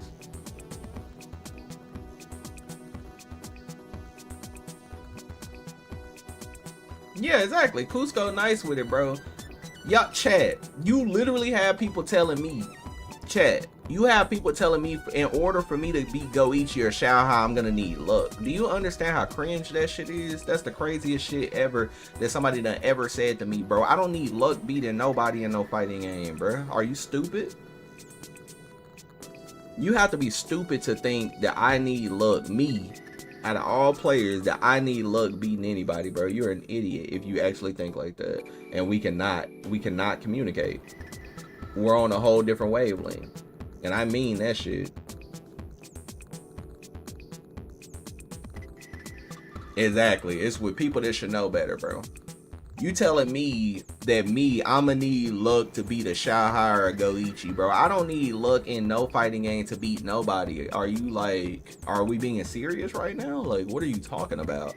People really be not understanding. And then, chat, the worst part, when I said, bro, I done did this in multiple fighting games, they like, no, this is Fatal Fury, though. I don't care if this was goddamn Pretty Fighter. I don't care if this was Sailor Moon, bro.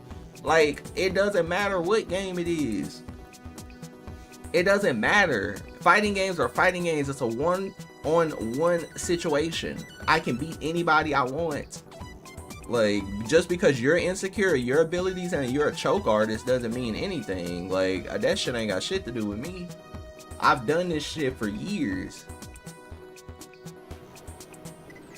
Then boy trying to tell me, oh nah, you gonna need more experience offline. Bro, I've been playing offline since 2009. Are you slow?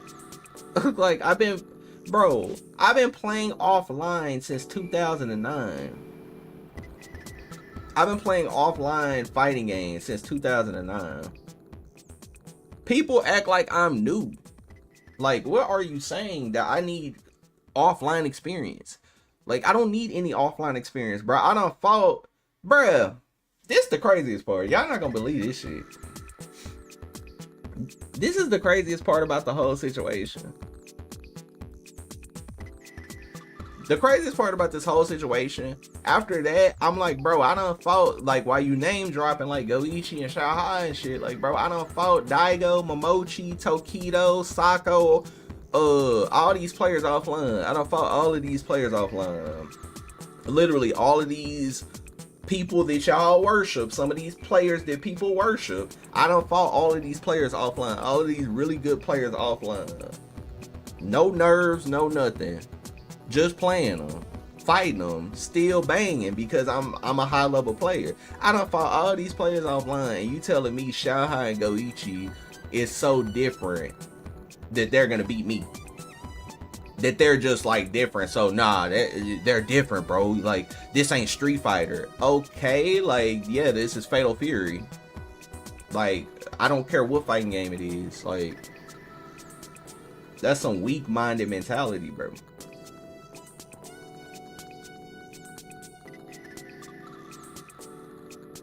People will really be like, oh, this player is this good. This player is this good. What's good, Sagu? Nah, and it's funny because all of y'all in my chat are literally like, y'all have that mindset, that real mindset. Y'all don't just go off of what a streamer is saying and I'ma follow the streamer. Y'all go off of y'all's own mentality and y'all's own mindset. When I have somebody in my ear telling me that I'ma need luck to beat a top player in any fighting game, you're a weirdo. Like, don't talk to me. Straight up. That shit weird. I promise you. Player telling me, oh, nah, these players good, they different. Like, bro, what fighting game are you from? I be wanting to ask people like, what fighting game are you from?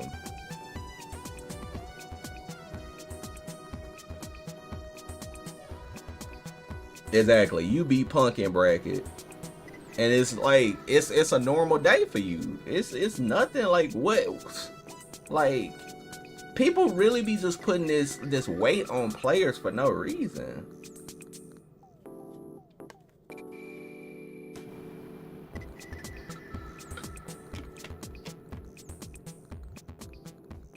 It's just weird. They put this like amount of weight on players for no absolute reason.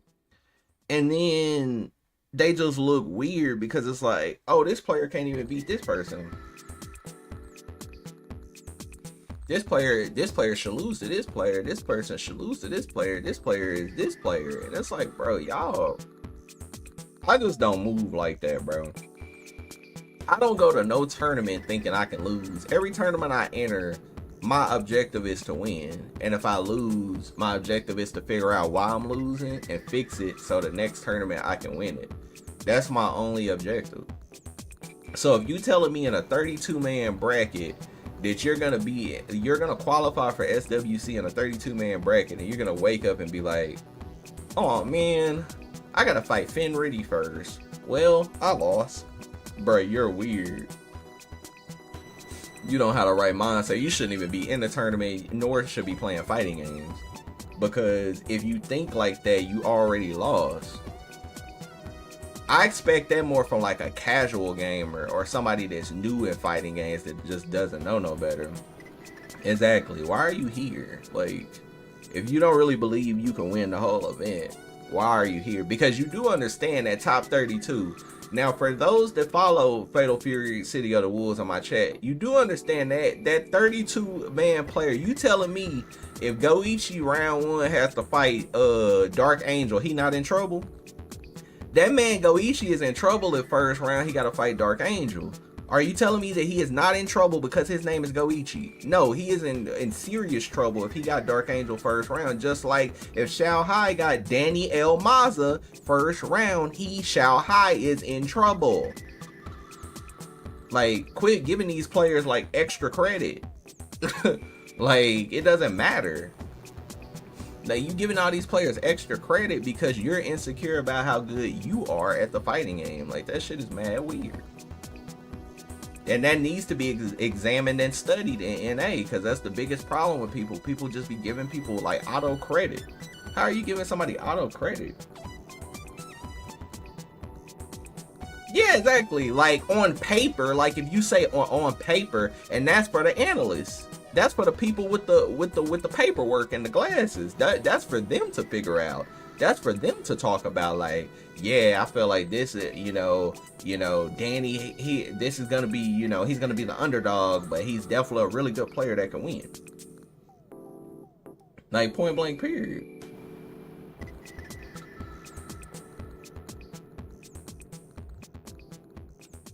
Yeah, that's facts, Sagu. Cause you don't really know, like, bruh, I done watched a lot of like top level players. I done studied a lot of their matches. I done watched. And to say like, if you walk up to like Goichi, oh, you can't shimmy Goichi. Okay, bet. Then you watch a video of Goichi getting shimmied like 4 times. It's like, bro, he's human. He's gonna try to tech throw. Like, you act like he's like not human where he can just tech every throw like on auto. Like, all these players are human. All these players. Cause even Diaphone, when he fought Xiao Hai at CEO, he could have beat Xiao Hai at CEO. That man could have beat Xiao Hai at CEO. He threw. I literally watched the match again yesterday just to confirm. It had nothing to do with Xiao Hai being better than Diaphone. It had something to do with Diaphone throwing the match. He held up in one instance. Command grab wouldn't have killed when all he had to do was block in one instance, and the other instance he literally mashed on wake up and got counter hit for no reason and lost all his life. That is not a player thing. That is a you thing. If you would have blocked, you would have won. Or if you would have DP, you got counter hit and you tried to hold up. If you DP right there, you win. I literally watched the match, so I'm not capping either. I literally watched the match. Allion plays this game? Yeah, Allion plays this game. He's been playing it since launch. Like, chat, I think the biggest problem with people, they think a player is better when they're making mistakes. They think a player is better when they're making mistakes. They'll be like, yeah, Xiaohai, bro, he just way better than me. Meanwhile, you held up on wake up. You held up when the command grab wouldn't have killed you. You whipping buttons in his face, he whiff punished you. You jumping for no reason, he uppercutted you. Damn, Xiaohai just much better than me. Bro, you made all these mistakes. Can you not see those? There's no such thing. There's only, like, there's a player gap. Player gap does exist, but when you're an actual high level player, when you're actually at the highest level, when you actually at the highest level of fighting games, like when you really understand a fighting game and you're at the highest level, it's not that that player is so much better than you. That's not why you lose. You're losing because you're making mistakes and they're capitalizing on your mistakes. But if you didn't make those mistakes, you wouldn't have lost. You see what I mean?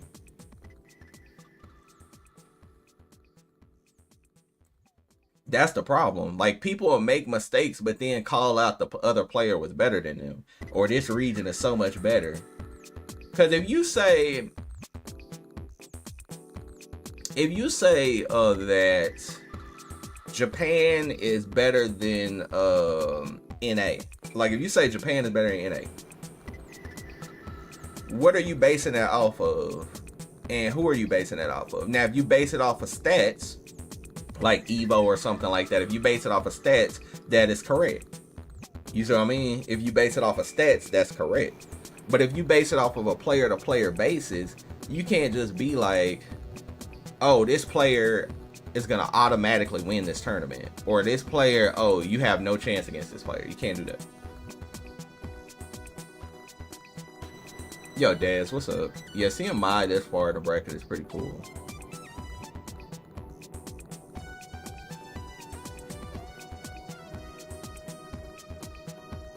Exactly, Rupture. Players will do it to themselves, bruh. Like, I've seen a lot of matches that will come down to a player giving up the game. Like, players will give up the game. Like players will jump. Like, a player will be sitting on the ground for a million seconds. Then they'll jump at the top player, get uppercutted and lose and be like, damn, he was just so much better. What? And that's not how fighting games work. Like, it's okay. Like, it's okay. And I'm gonna be real with you. It's okay to lose to an opponent that forced you to, like, maybe do something. Maybe like they walked at you and then they jumped and you threw tech and they hit you. Okay, he forced the situation out of you, but it's like levels to it. Exactly. They be like, I'ma lose anyway. Wrong mentality. Yep, the strongest opponent is yourself, 1000%. Because if you believe that you can win, you'll win. Like 1000%. If I tell y'all how I qualify, y'all gonna laugh. The day of the qualifier, remember Tokon was out, correct? The day of the qualifier, Tokon was out. And I specifically was like, bro, I just want to play more Tokon. I don't even really feel like playing in this qualifier. And my boy was like, yo, lock in, bro. And I was like, yo, I just kind of want to play this Tokon. This shit is litty. But I was like, all right, bro, I'll play in the qualifier. I try to, you know, do my best. And look at what happened. I was more focused on trying to play Tokon because I just wanted to have some fun.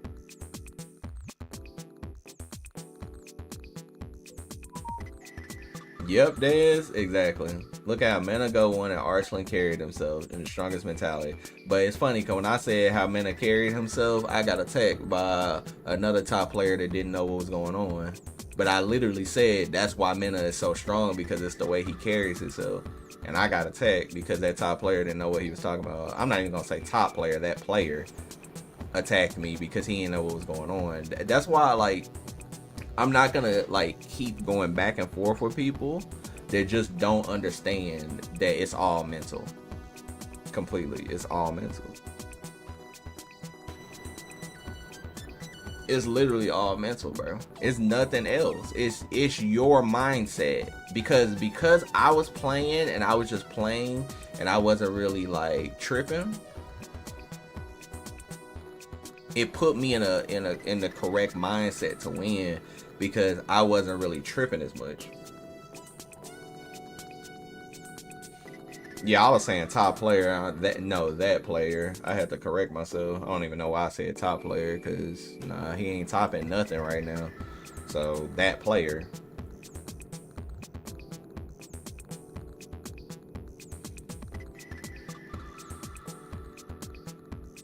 People just don't want to hear real talk.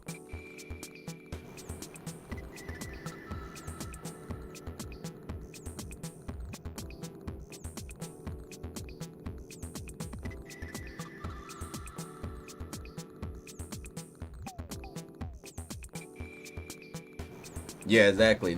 Being able to lose and keep your composure is everything.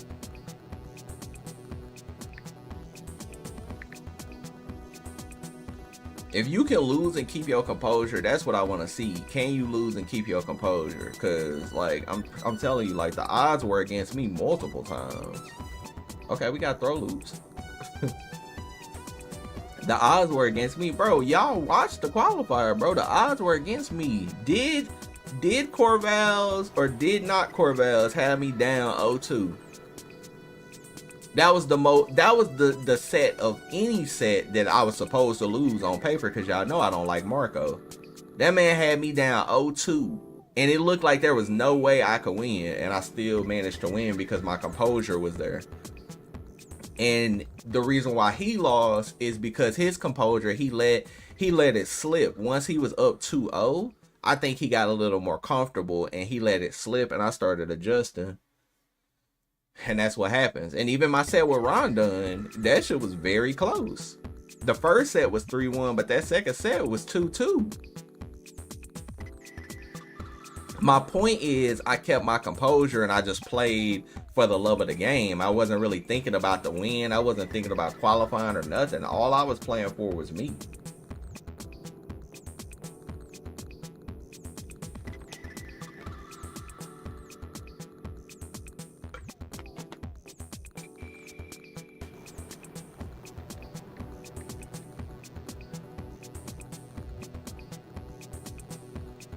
All I was thinking about was me. I wasn't thinking about qualifying. You see what I mean? Like, that's really the biggest thing. Because people be thinking, that's another thing. People start thinking about the win. And they'll start losing because they start thinking about the win. And that's what you don't want to think about. It's like the win. You just need to think about your opponent and what is your opponent doing.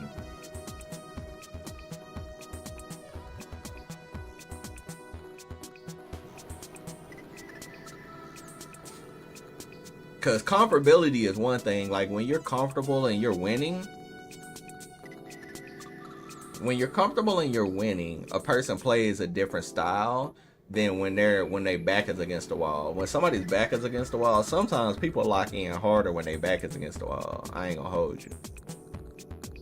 Like, if your back is against the wall, you play different. Versus, like, if you're comfortable, you play different, right?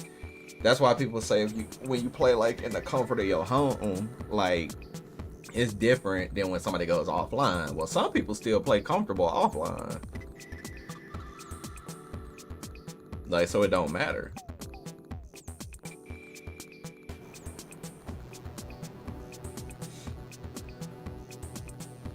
Those are the scariest ones. Because you are back at the fundamental state playing the game you like. Exactly. And once you're at that comfortable state, it's nothing that really can stop you but you. You are your worst enemy. In anything in life, you are going to be your worst enemy. Straight up.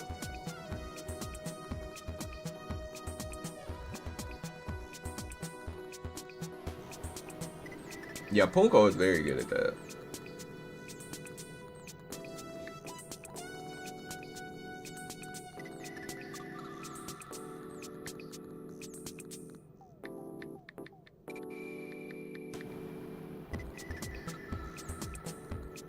Yeah, like I think that that's a very, very important topic that people need to have. Is your worst enemy is you. Because I think that players give players like superpowers. Like a player will give another player a superpower that doesn't even exist.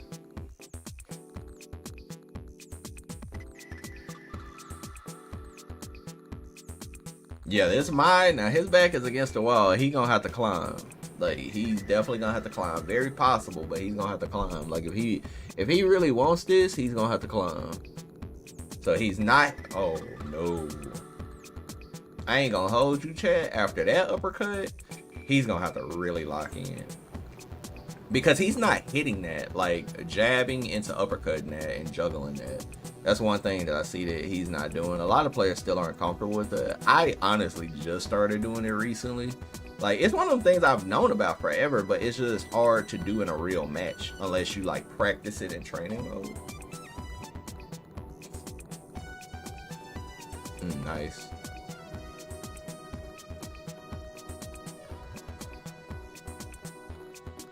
Yeah, people be giving, like...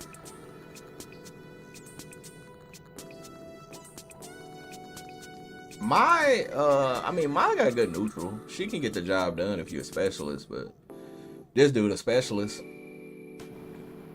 But yeah, that's the problem. Like people be giving players like all these like OSs and shit. It's just like, and they be giving them superpowers. Like nobody can lose. That was godlike.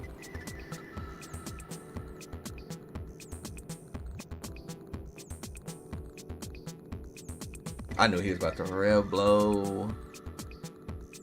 He's in a dangerous spot right here. He just needs a really, really, really clean hit confirm and he can bring this all the way back. It's not over. He fishing. But if he gets... Oh, it's over. GG's. Damn. Rip.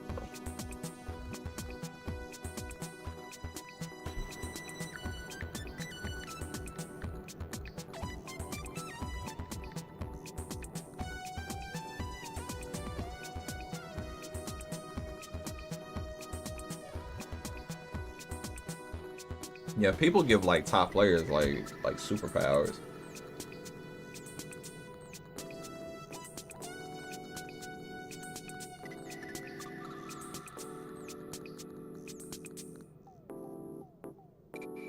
Yeah, Peter's trying to make it all the way back.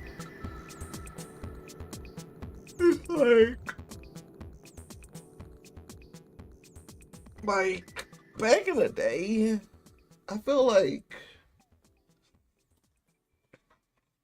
even when I was coming up in the scene in Street Fighter 4, Justin Wong, especially in Street Fighter 4, was NA's like strongest player for sure. Like Justin, Ricky, that era, like Justin was like one of the strongest warriors in NA. And like when I first fought Justin offline, like when me and him met in tournament at not EWC, but ECT. We met at ECT. I'm on Chun-Li, he's on Rufus. I take game one very convincing, like so convincing that at that point all of his friends came over and were like, yo, everybody was like, yo, what's the score? It's like, yo, Nash up 1-0. And I was like, the whole time that I'm playing him, I don't care. I'm just like, oh, okay, this is my game. I don't really care. I'm just playing. And, everybody's making a big deal out of it. But it's like, I'm 1-0 up free. And I'm just like, yes, sir, let's get it. And so we go to game 2. And literally, when I tell you, Chad, I would never lie to y'all. Game 2, I literally have game-winning combo. I do Hazanshu. So Hazanshu on crouching opponents was 1 frame. Standing opponents, it wasn't 1 frame. I hit him crouching, and I go to plink the crouch short because this is game. If I hit this EX legs, it's game. And I go to plink the crouch short. I miss the crouch short link. 1 frame. He Messiah kicks and he kills me. And we go to game 3. And in game 3, he beat me. And he told me after that match, he was like, yo, it's no way that I beat you because you had me beat 1000%. It's no way that I beat you right there. Like, you had me 2-0 free. And your combo dropped. And I got momentum and came back. And he's always truthful. To this day, Justin is gonna always be truthful with me, and like that's why like I really value how he is with me, his interactions with me still to this day. Like, we're friends, we're cool. He gave me like super good advice in like the whole realm of sponsorships, just gaming in general. He's just like a really good guru, somebody that you should listen to if you're trying to get better and stuff like that. But like, he told me right then and there, it's like, bro, you had me beat. But my point of this story is the reason why I got there is because I wasn't caring about, I knew I was one of the best Chun-Li's in the world, period. So it didn't matter that I was fighting him. I was gonna do what I gotta do.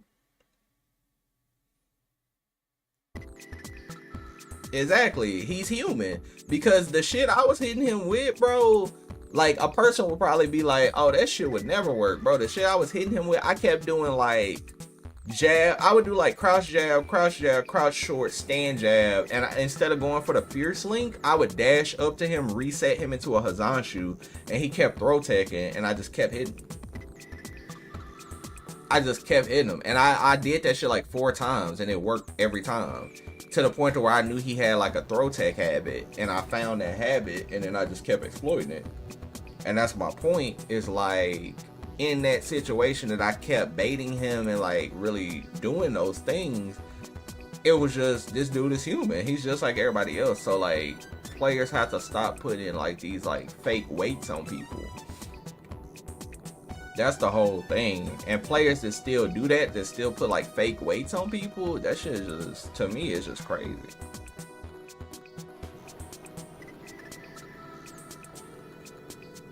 Like, fake weights on people is just insane, bro.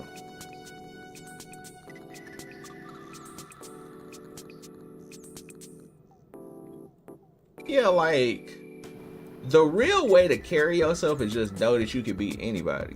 That's always gonna be the way to carry yourself. To know that you can beat anybody, and no matter what, whoever stands in your way. Do you ever think there was a moment where Ricky Ortiz saw Daigo and was like, oh my god, it's Daigo, I can't win? No, Ricky already knew what she was gonna do to Daigo. Like, Daigo, Momochi, it don't matter. Do you really think Ricky ever had that mentality? No, she had the killer instinct, so she was gonna like basically beat anybody she played. That's a new, like, I swear that's like a new blood mentality where people like be giving players like extra weights, or thinking that they, like, it's no pride anymore. I think regional pride is just dead.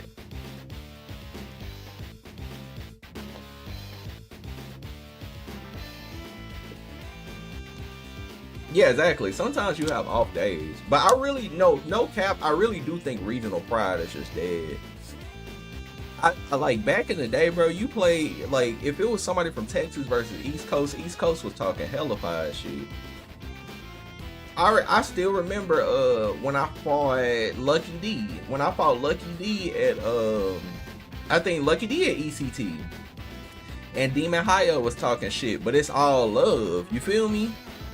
Demon Hayo was like, this dude can't even do combos. This dude, like, he was just talking shit, but at that point, it's all love. You do that now, a dude will be on Twitter crying about you was talking shit and heckling him. Like, it's just like the scene has just changed.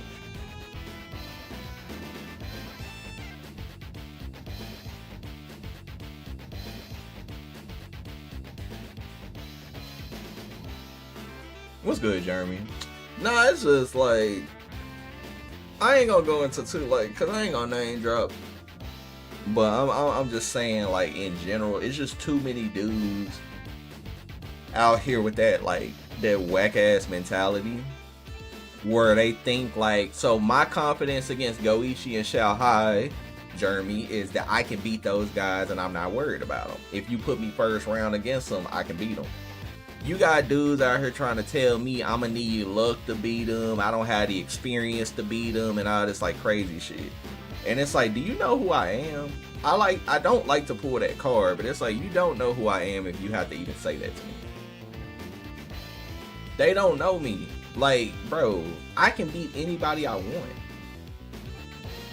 That's the weird part. Then you like, all your experience don't matter. Then, hence, all your experience don't matter. How you gonna tell me all my experience don't matter? Smasher, how they gonna tell me all my experience don't matter? Of all the years I done competed.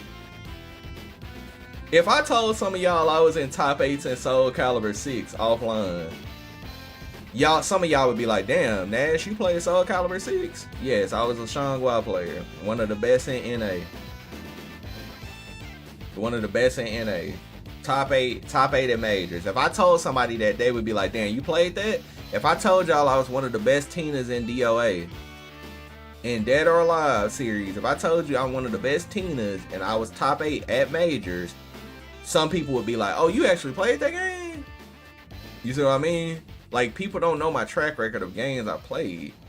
So, like, don't act like you know what I got going on.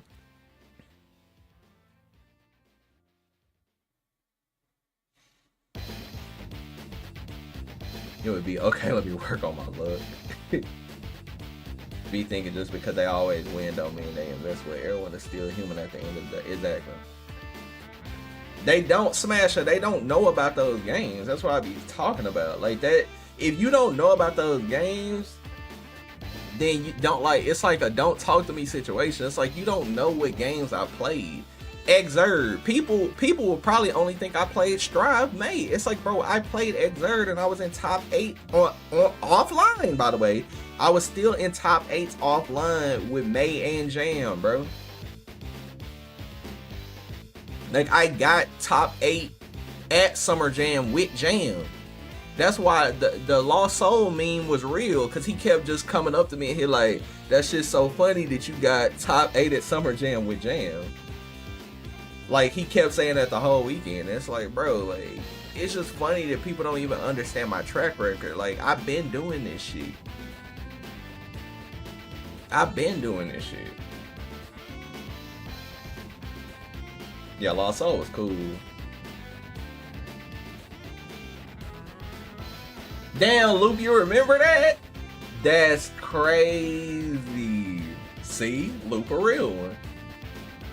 But see, that's my point, Luke.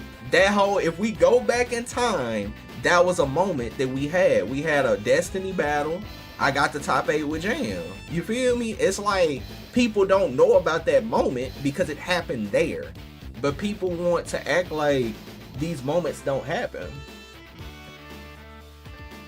Oh, I remember when we got stranded. That shit was crazy, bruh. Yeah, like, I've been doing this so long, so for somebody to tell me disrespectfully that, oh, you gonna need luck, you're gonna need luck to beat Xiaohai and Goichi, you don't know anything about fighting games at all. I promise you. If you think that So Sick NASHFAN needs luck to beat Xiaohai or Goichi in Fatal Fury City of the Wolves, as much as I grind this shit, and as much as I know what I'm doing, then you, my friend, do not know fighting games. Bro, people, Smasher, dude literally said, none of that matters. This is Fatal Fury. All that shit you did doesn't matter. This is Fatal Fury. All that shit you did doesn't matter. This is Fatal Fury. So, okay, so what are we talking about, really? Exactly. Everybody in my chat, that's why I love my chat. Everybody in my chat is saying this shit is the wildest and crazy. I ain't gonna put nobody on blast, but if the person do come in my chat, if the person do want to come in my chat today, we can have that discussion. That person know who he is. We can have a discussion in my chat.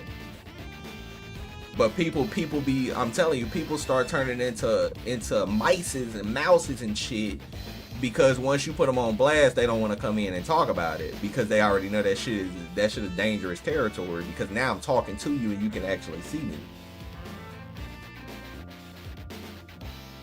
Exactly. People just don't know what's going on. Then tried to hold up, cause I'm the type that'll just put the whole thing on blast. Then tried to discredit my boy. Then tried to discredit my boy Caliber Blaze for winning Evo. So everybody in my chat know Caliber Blaze won Evo. Caliber Blaze got into Blaze Blue late. He got into Blaze Blue late and started dominating the scene, right? Dude's trying to tell me, oh, you happy about him being Fenriddy and Fenriddy washed up? Bro, that's the stupidest shit I ever heard. For one, Fenridge will never be washed up in Blaze Blue. He knows how to play Blaze Blue. Like, we acting like Blaze Blue hasn't been out forever. For one, he knows how to play Blaze Blue. Caliber beat him, and Caliber didn't even beat him in Grand Finals. He beat him in the winner side, and he fought somebody else in Grand Finals and beat that person too. So at the end of the day, Caliber is goated in Blaze Blue, point blank period. But for you to act like, oh, his win don't matter because he beat Goichi and Goichi washed, that's that NA bullshit that I be talking about.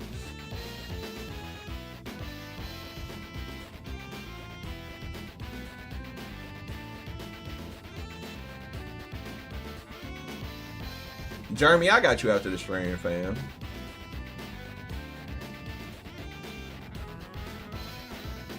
Luck is a factor, but luck isn't a winner. Exactly. Because in a 32-man bracket, anybody can have a good day.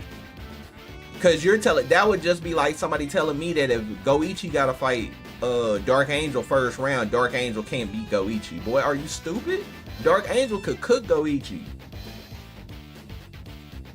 Dark Angel could cook Goichi immediately, just like if Dark Angel fought Shao Hai first round. Shao Hai is in trouble, bro. Like, what are we talking about? If El Maza gotta fight Goichi first round, Goichi is in trouble. That man can lose.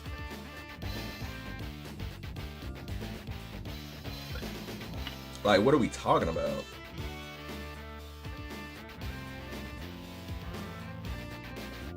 Yeah, it's very annoying talking to, like, fighting games to, like, NA players. Like, I promise you, like, I don't even be trying, bro. I be trying to spread the love and positivity. I be trying to uplift my friends.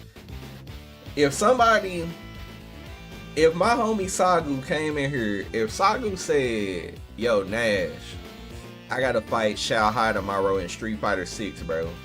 I really believe in my abilities to cook him, though. I'm ready.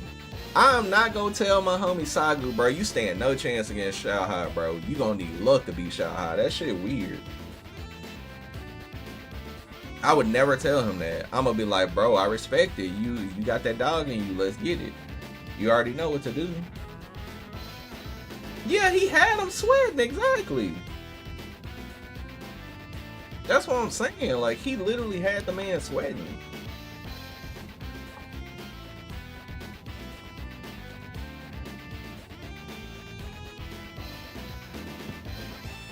Funny part, they not even new.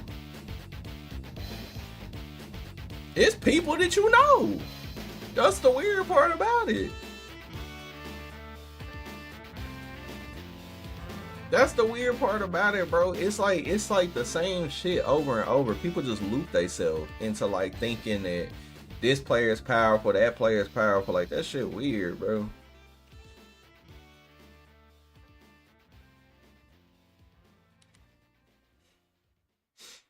That shit is super weird, bro. Yes.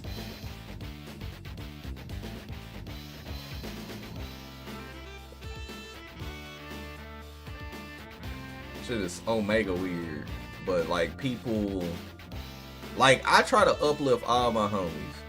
If Jeremy came in here and said, yeah, I can fight, I gotta fight Jing tomorrow in Melty Blood, but I'm like really hype, and I'm like, I'm pretty sure I can beat him.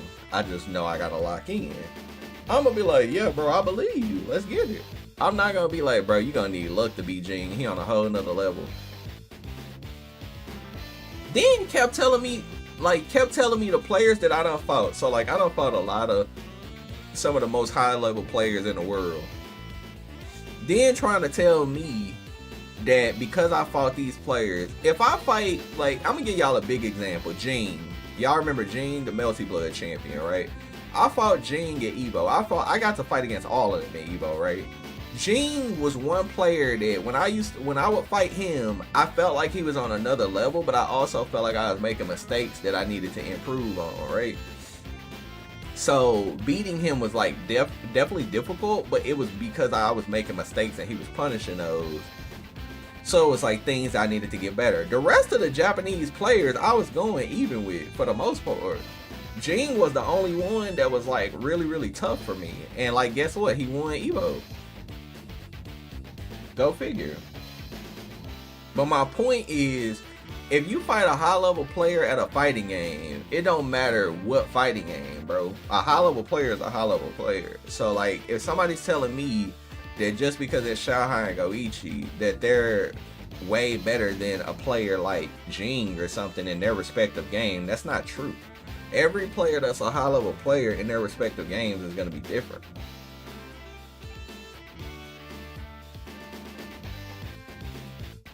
Exactly. ET, exactly. Point blank period, bro. Daz, you hit it. ET, KOF, ET, Fatal Fury. But nobody's saying nothing about him. That's the player you should be talking about. Xiaohai wasn't even top 8 at Evo. People keep talking about Xiaohai and he wasn't even in the top 8 at Evo. And didn't win EWC. But guess what he did win? Street Fighter 6. That's what I'm saying. Like, he played good that day. He played better than everybody else. Like, people just don't understand that concept. He puts more time into the other game. He literally puts more time. He was putting more time into Fatal Fury because he wanted to be a Fatal Fury champion. And he lost that and lost at Evo. He didn't even get top 8 at Evo. And why? Because he didn't play good that day.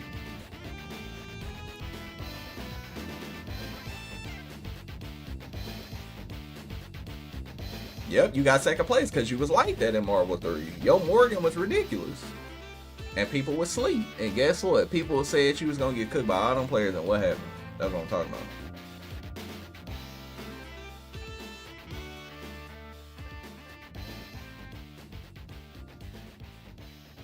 Yep, everyone creates their own game plan and style, bro. It's like no way to like really like wrap our like hands around what's really happening. Okay, hold up. We got a last game, last round. Let's lock in right quick. Hold up. We gonna get right back to this combo though. Uh-oh, this it. Command grab. Okay, he blocked too. He would have got command grab, bro. Oh, that was a bad fireball almost. Let's go. Okay. Yep. This man is revved up. It's over. Yeah, it's over. GG's. I told y'all what happens when people get revved up. Yep.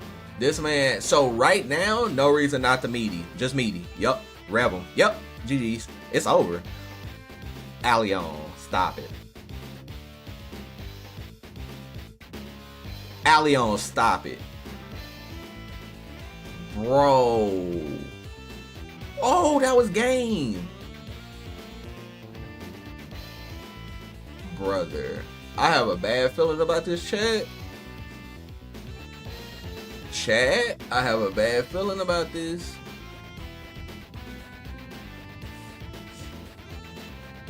Chat.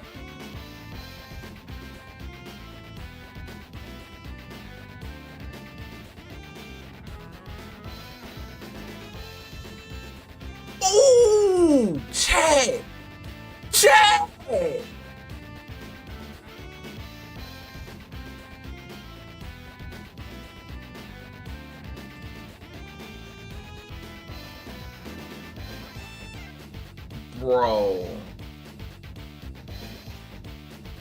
Bro, he lost. I'm upset about that. I'm upset about that, bro. Bruh, it's no way he lost that. I gotta hear it. Let me see. He just became unreadable. he was Braille without the bumps. Like Peter just went. I don't even think he was that close, right? It was like there was a distance. It wasn't like, oh, you're reversal, you're on me. I think Alioune already stopped running, and he just did the super. And my head was like, he hits. Do I even attempt to JD this? I don't know. Like that comeback like said, was I think crazy. From that interaction, Alioune was just like, I'm lost. Was it that Yasha says? I wonder, but you're lost. Can't believe that. Red man, I can't believe that shit. I don't understand. That delayed super was just evil, man. But that's the thing. I just can't believe that interaction happened right there, because like had a couple of opportunities, realistically, that shouldn't have happened. I think it's also a case of still not shaking. That's why I told y'all when he overheated him, he won, and I knew he was about to win, because I was like, okay, he overheated him. This should be game, and he missed his air to air. It's like he didn't fully commit to it. But I just between the most important one, the final chance online. So definitely a very strong one for PW. What a match, man. This winners final plus this we're eating people. Look at this. I don't want to eat that. What have you been personally working on your game right now, Nash? For me, it's been JD Thomas. This double jump, so like, genuinely, right? And basically what I've been working on is overheating my opponent. So I'm doing specific strings to overheat my opponent. Right? And you don't have so my whole goal is to just crank your rev gauge up to where you can't really do combos to me anymore. Now you said that, and I can get you to a very, very high percentage. I'm in the middle of a round, just based off of doing block strings. So even if I'm not hitting you, I'm still pressuring your rev gauge, and it's gonna force you to play a certain way, and I can get guaranteed damage. What do you do? That's what I've been focusing on more, and that's basically how, that's honestly how I qualified and how I've been playing thus far. In that kind of situation where so much is at stake, I would have crumbled. Absolutely. Yeah, exactly, and being optimal to guard break. That's actually the key. I feel like if you play like that, you can win anything. That sweep like at that point. That's going into exciting grand finals that we have, guys. K-Top on the west side and Pida would need to win first two threes. Yo, Poetry, what's up? Yo, good stuff last night. I was watching. I actually forgot that the tournament was on Saturday, 1 and 2. I still wasn't really feeling good. I'm still not feeling that great today. I'm like, I'm in the middle today. I just wanted to stream for y'all and watch this with y'all. But yeah, not my health isn't 100%, but I'm glad I'm getting to stream this with y'all. Fire still burns, I hope. Yeah, Poetry was cooking.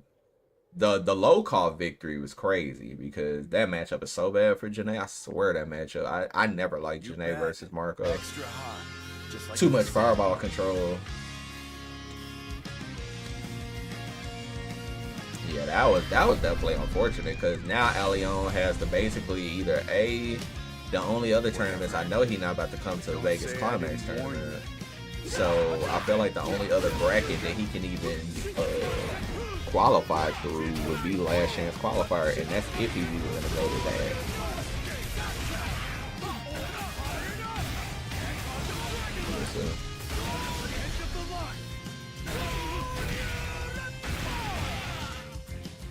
Look, I got my own problems. Yeah, it's literally. Well, no, he has Evo friends. The only, like, because there's Vegas Climax, there's Evo France, and then there's the SNK Championship Series 2025 finals. But that one already has, like, set people in it. City of the Wolves. Yeah, that already has set people in it. So, yeah, his whole thing is, maybe, like, Evo France.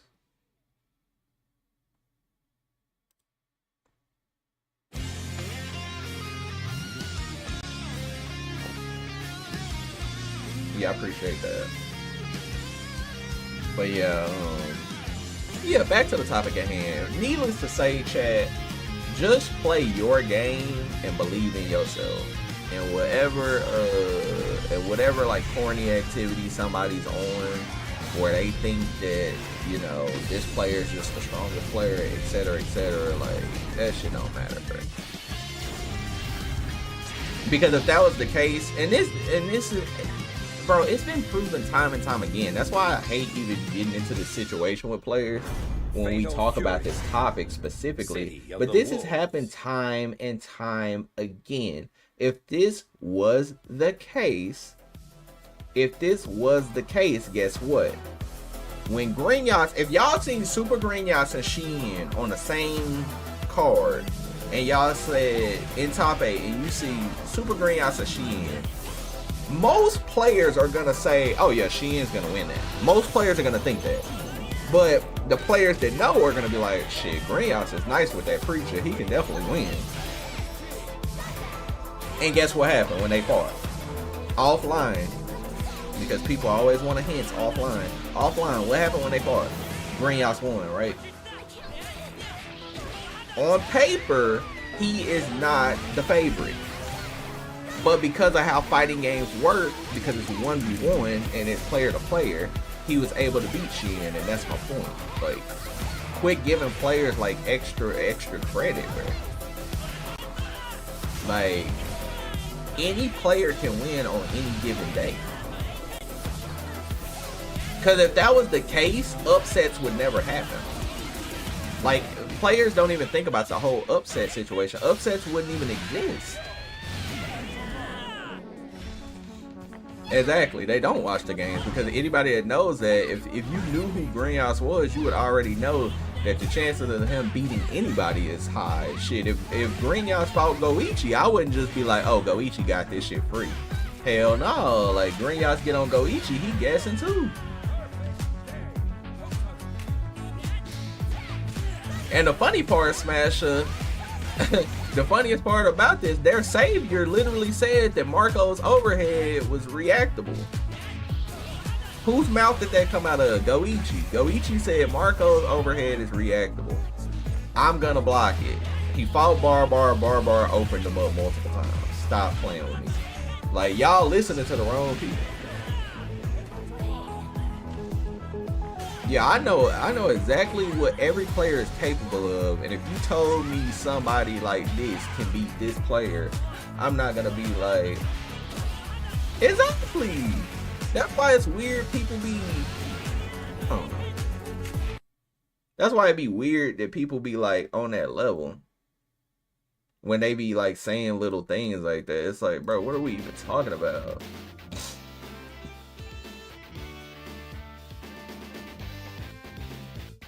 I'm telling you, Chad, that's why I mess with y'all, bro. I like 1000%. That's why I mess with y'all, bro. My chat keeps it real, bro. That's why I mess with y'all, bro. My chat keep it real, and if I'm ever capping, I don't want my chat to be on no mob mentality tour or somebody. If I'm capping, I want my chat to be like, nah, Nash, I feel like you wrong right here. Guess what? I'm not gonna do. I'm not gonna get mad at you. You told me I'm wrong, bro. I'm wrong, bro. I'm like, this is how I am in real time. Like, in real time, this is how I am. Like, anybody that has met me will tell you that I'm the exact same person offline, bro. I'm not like with that corny shit. I support all of my friends.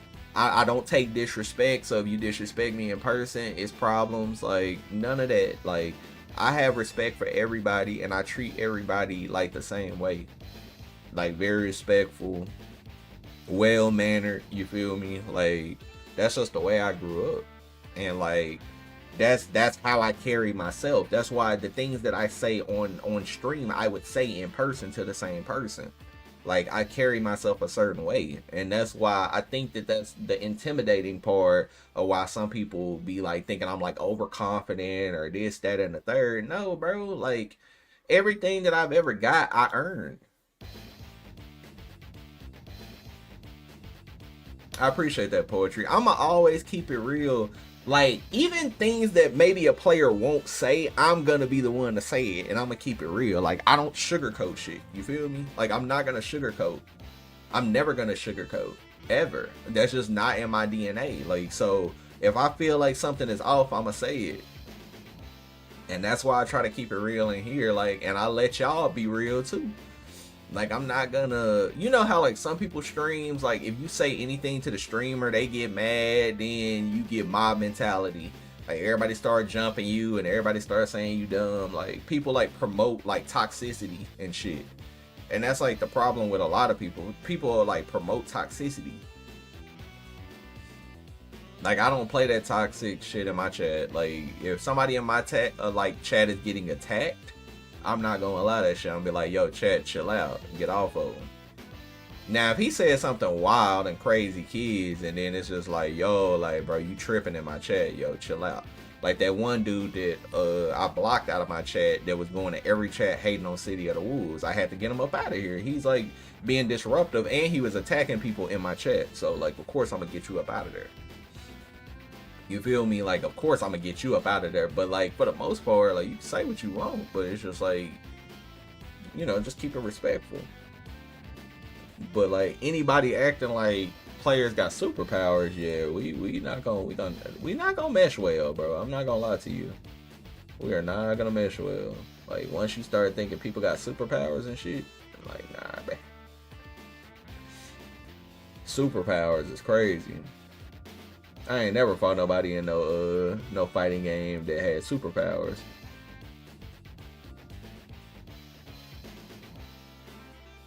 I think fighting games, especially Fatal Fury 36 right now, because every top player has chances, not like F1. Yeah, like in a game like Street Fighter or Fatal Fury, you're gonna see every player have an opportunity to win that's like putting in that work. If you putting in that work, you got a chance to win. Point blank period.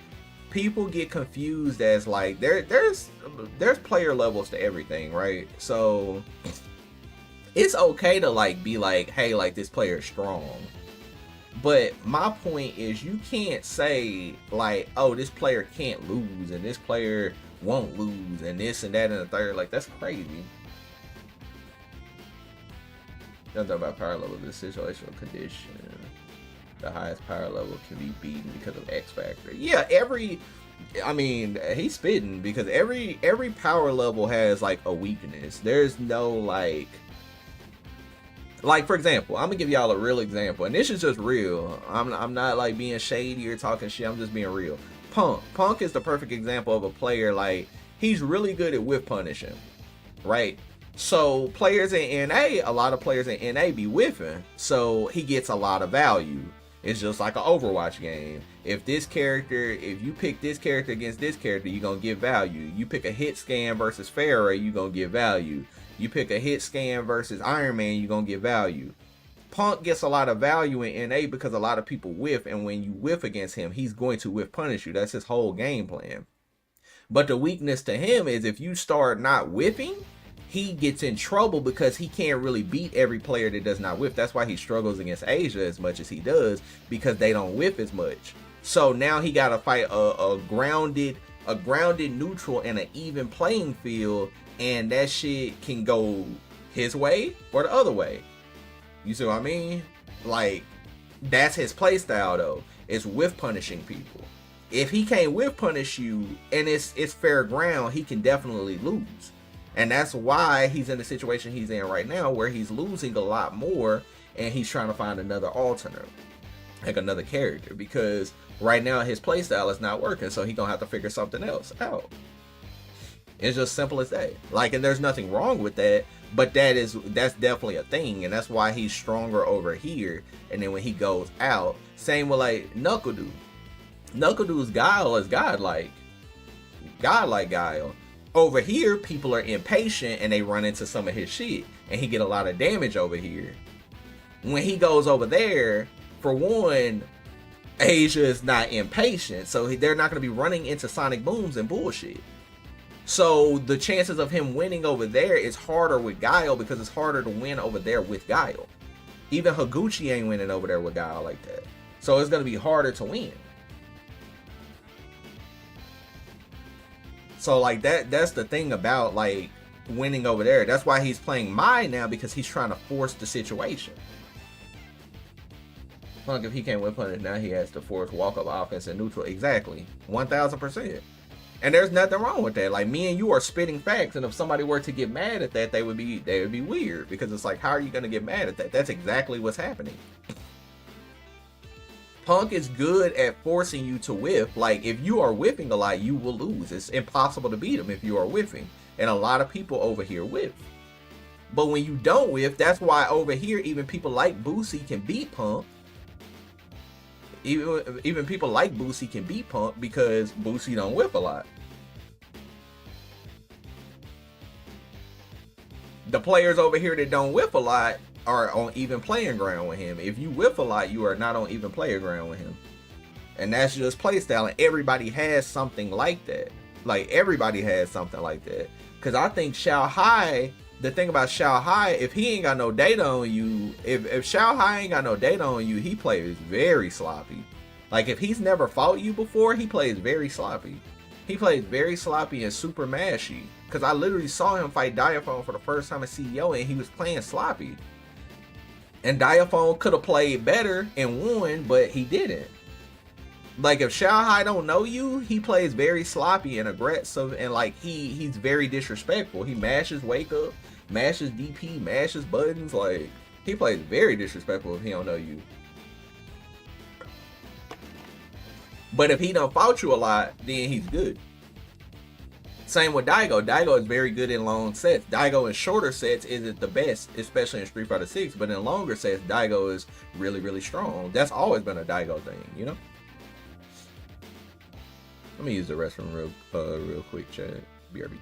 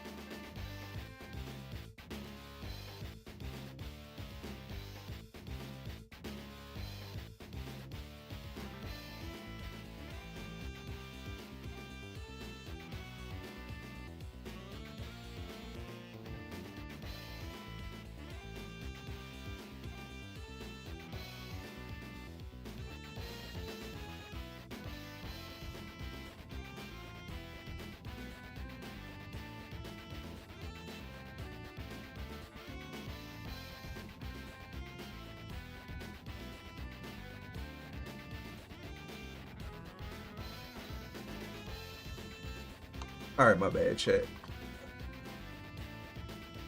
But yeah, that's the thing about Shahai and Goichi. Goichi is so prideful for every win and every round and every match that Goichi actually has. You can tell in his like gameplay. He trusts in his gameplay, but he's a very momentum / emotional player.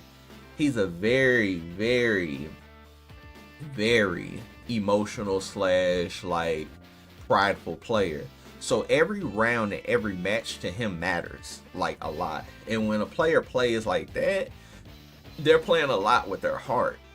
And so with players like that, you can play them, you attack more of them like emotionally. So in match gameplay, like somebody that's like an emotional player, like you could do certain things to them that's gonna like trigger certain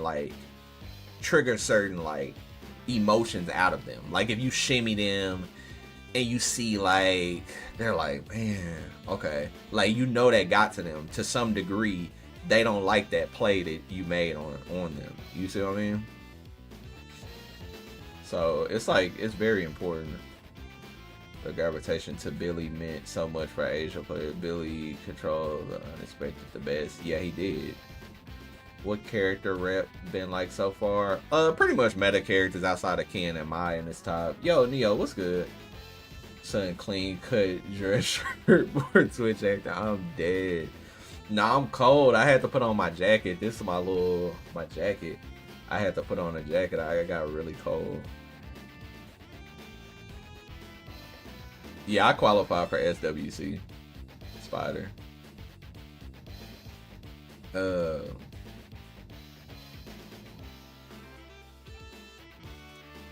Yeah, I had to. Now the fresh cut, you already know I gotta have a fresh cut every week, but yeah, I got cold. But nah, Neo, we was just talking about like, you know, players, like when players like kind of like give players way too much credit versus like believing in yourself and knowing that you could beat anybody you want to beat. We're kind of just talking about that, a discussion. Let me hold 350, bro. Like, you know, a lot of players just give players way too much credit, or they give them this invincibility frames that like you can't touch them or you can't hit them.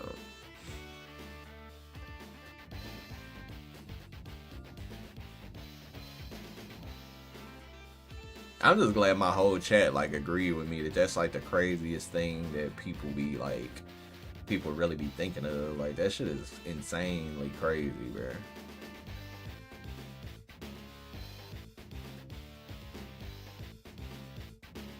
Yeah, Peter been climbing. Like this really, I ain't gonna lie, this is definitely his tournament to win.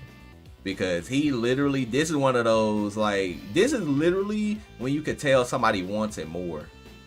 Oh, he lost, though. Nice. Peter definitely wants it more. You can definitely tell. So, K-Top is going to have to lock in.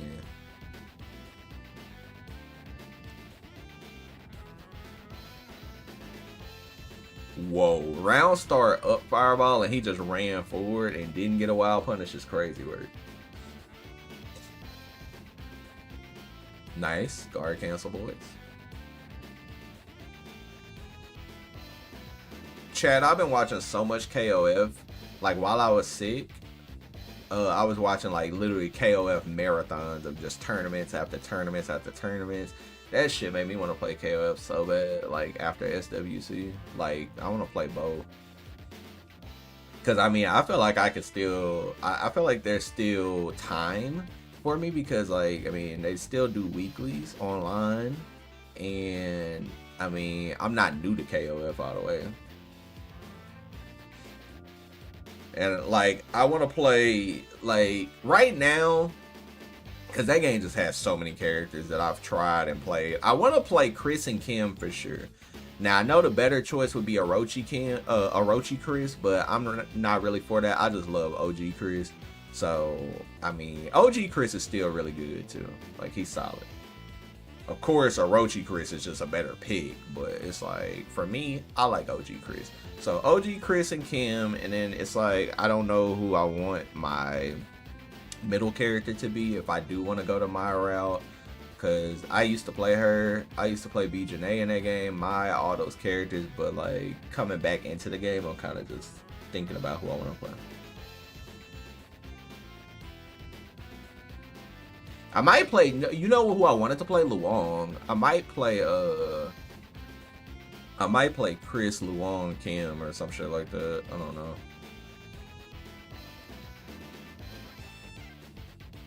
I know, some weekly said they dropping Fatal Fury beyond TNS, because I know TNS just put it on Saturday. I know they're trying to still support it, but, yeah, hopefully, yeah, Luong is so sick. Yeah, I know that they dropped Fatal Fury, but, Tong came on and said that he's going to still support it. He's going to put it somewhere on the slot, so probably like a weekend slot. Yeah, so it's gonna be permanent every Saturday, correct? Is it like every Saturday? If it's every Saturday, that's dope.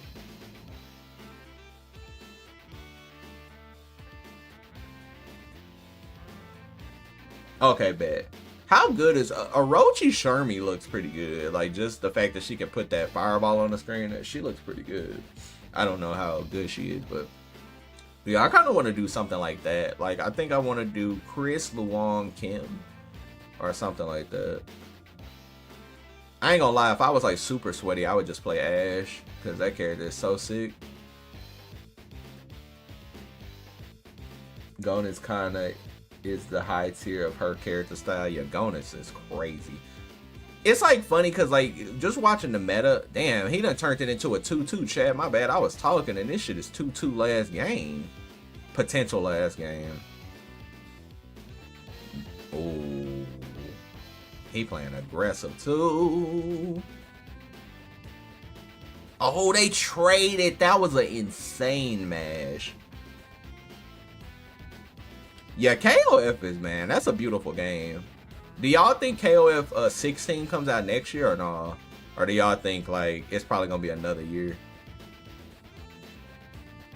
Oh, this is bad. This is actually bad for both parties.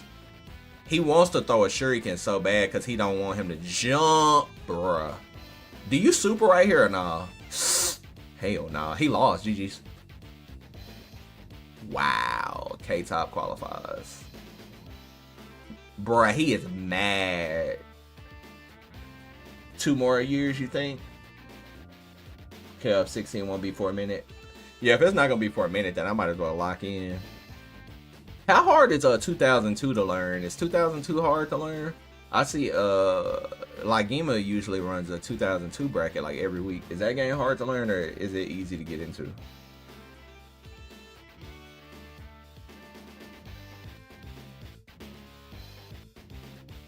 Art of Fighting, I would definitely support it. I'm basically going all SNK at this point. Like a lot of it. Beyond Tokon, I'm gonna play Tokon, but I'm basically playing all SNK. I love me some SNK. Rather a full push into another SNK fighting game IP. Yeah, I'm kind of like that. O2 Ultimate's top tiers are crazy for real. What's up, Joey? Athena's top tier in O2, right? I thought I saw a tier list somewhere that showed that she was top tier. I didn't know if that was a lot of. You know, Athena not usually top tier, so to see Athena top tier, I was like, this shit might be cooking.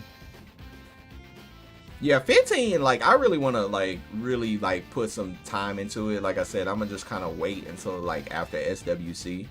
And then I do want to put some time into 15. Not to my memory, maybe O2 Vanilla. Okay, maybe it was Vanilla then. Oh, Kasumi, bro. That's who I would. High key, that's who I would. I want Kasumi to come back. I want Kasumi in Fatal Fury City of the Wolves. I think Kasumi would cook. Season 2, Kasumi would be like definitely dope. Yeah, 15 was fun. Like I never not liked 15. I know K-Top is like, I know Peta is salty. He like rage quit. That shit was crazy. He was up 2-0 and lost. Yeah, I feel like Art of Fighting is definitely something. Nah, I didn't see. Let me see.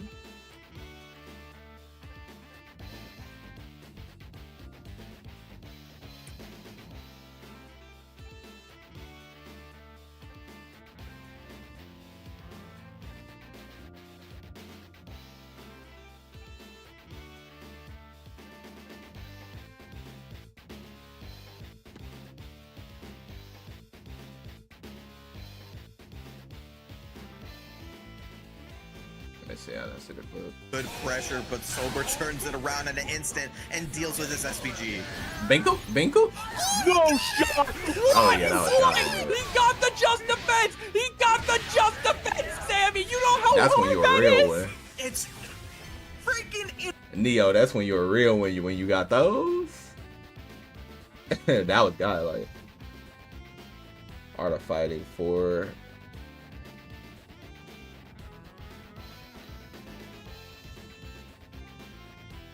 Yeah, that shit was hype. That was godlike. Yeah, like I'm definitely for I'm kind of here to stay and support SNK. Like I like what they do. Look at Trey with the contribution to 25.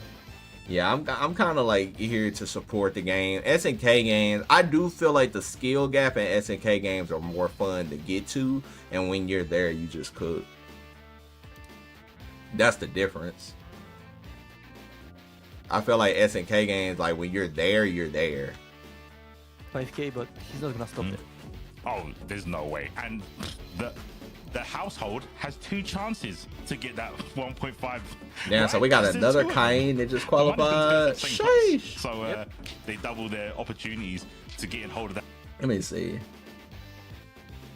Yo, chat, we got another Cain that qualifies. So right now, this is another Cain slot. So that would be 1 Cain, 2, 3, 4,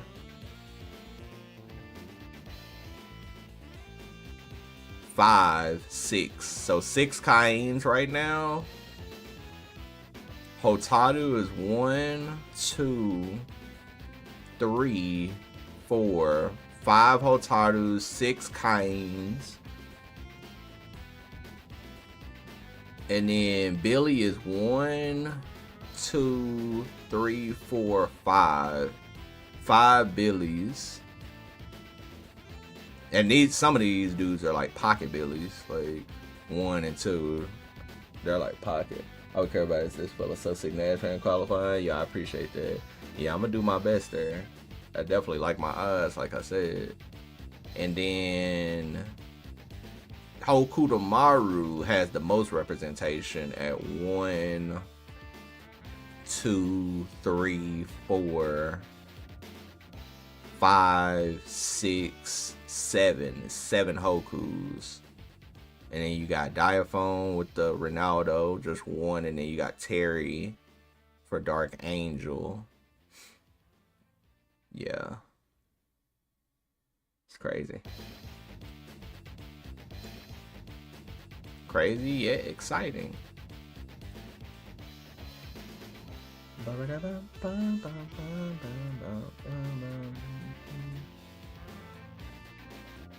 But yeah, that was fun. That was a fun little watch party with my chat. That was the only qualifier today, correct? It was only this one, right? I could have sworn there was another qualifier today. Or am I tripping, chat? Is this the only qualifier today?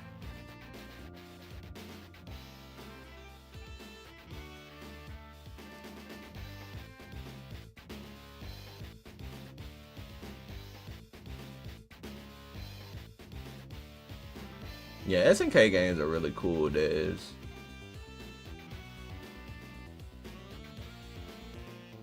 That was it? Okay. Shit ton of World Warriors this weekend because of all the offline CPT shit that was happening. Yeah, I saw the Midwest one going down. But yeah, shout outs to K-Top for qualifying. I know it just sucks when you don't qualify because now you just gotta try to do the last chance qualifier. So that's why I was blessed enough to qualify the last NA one. Very thankful for that. All right, chat. I think I'm gonna call it right there. Like I said, my health is getting better, but I'm still not 100%. But let's see. Let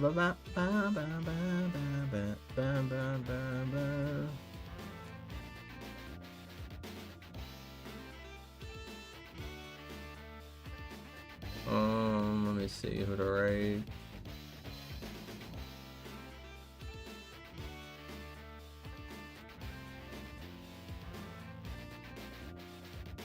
I'll raid Saki. Saki is over there playing some 2XKO, just vibing. I'll go show Saki some love. But I will see y'all later, peeps. Peace.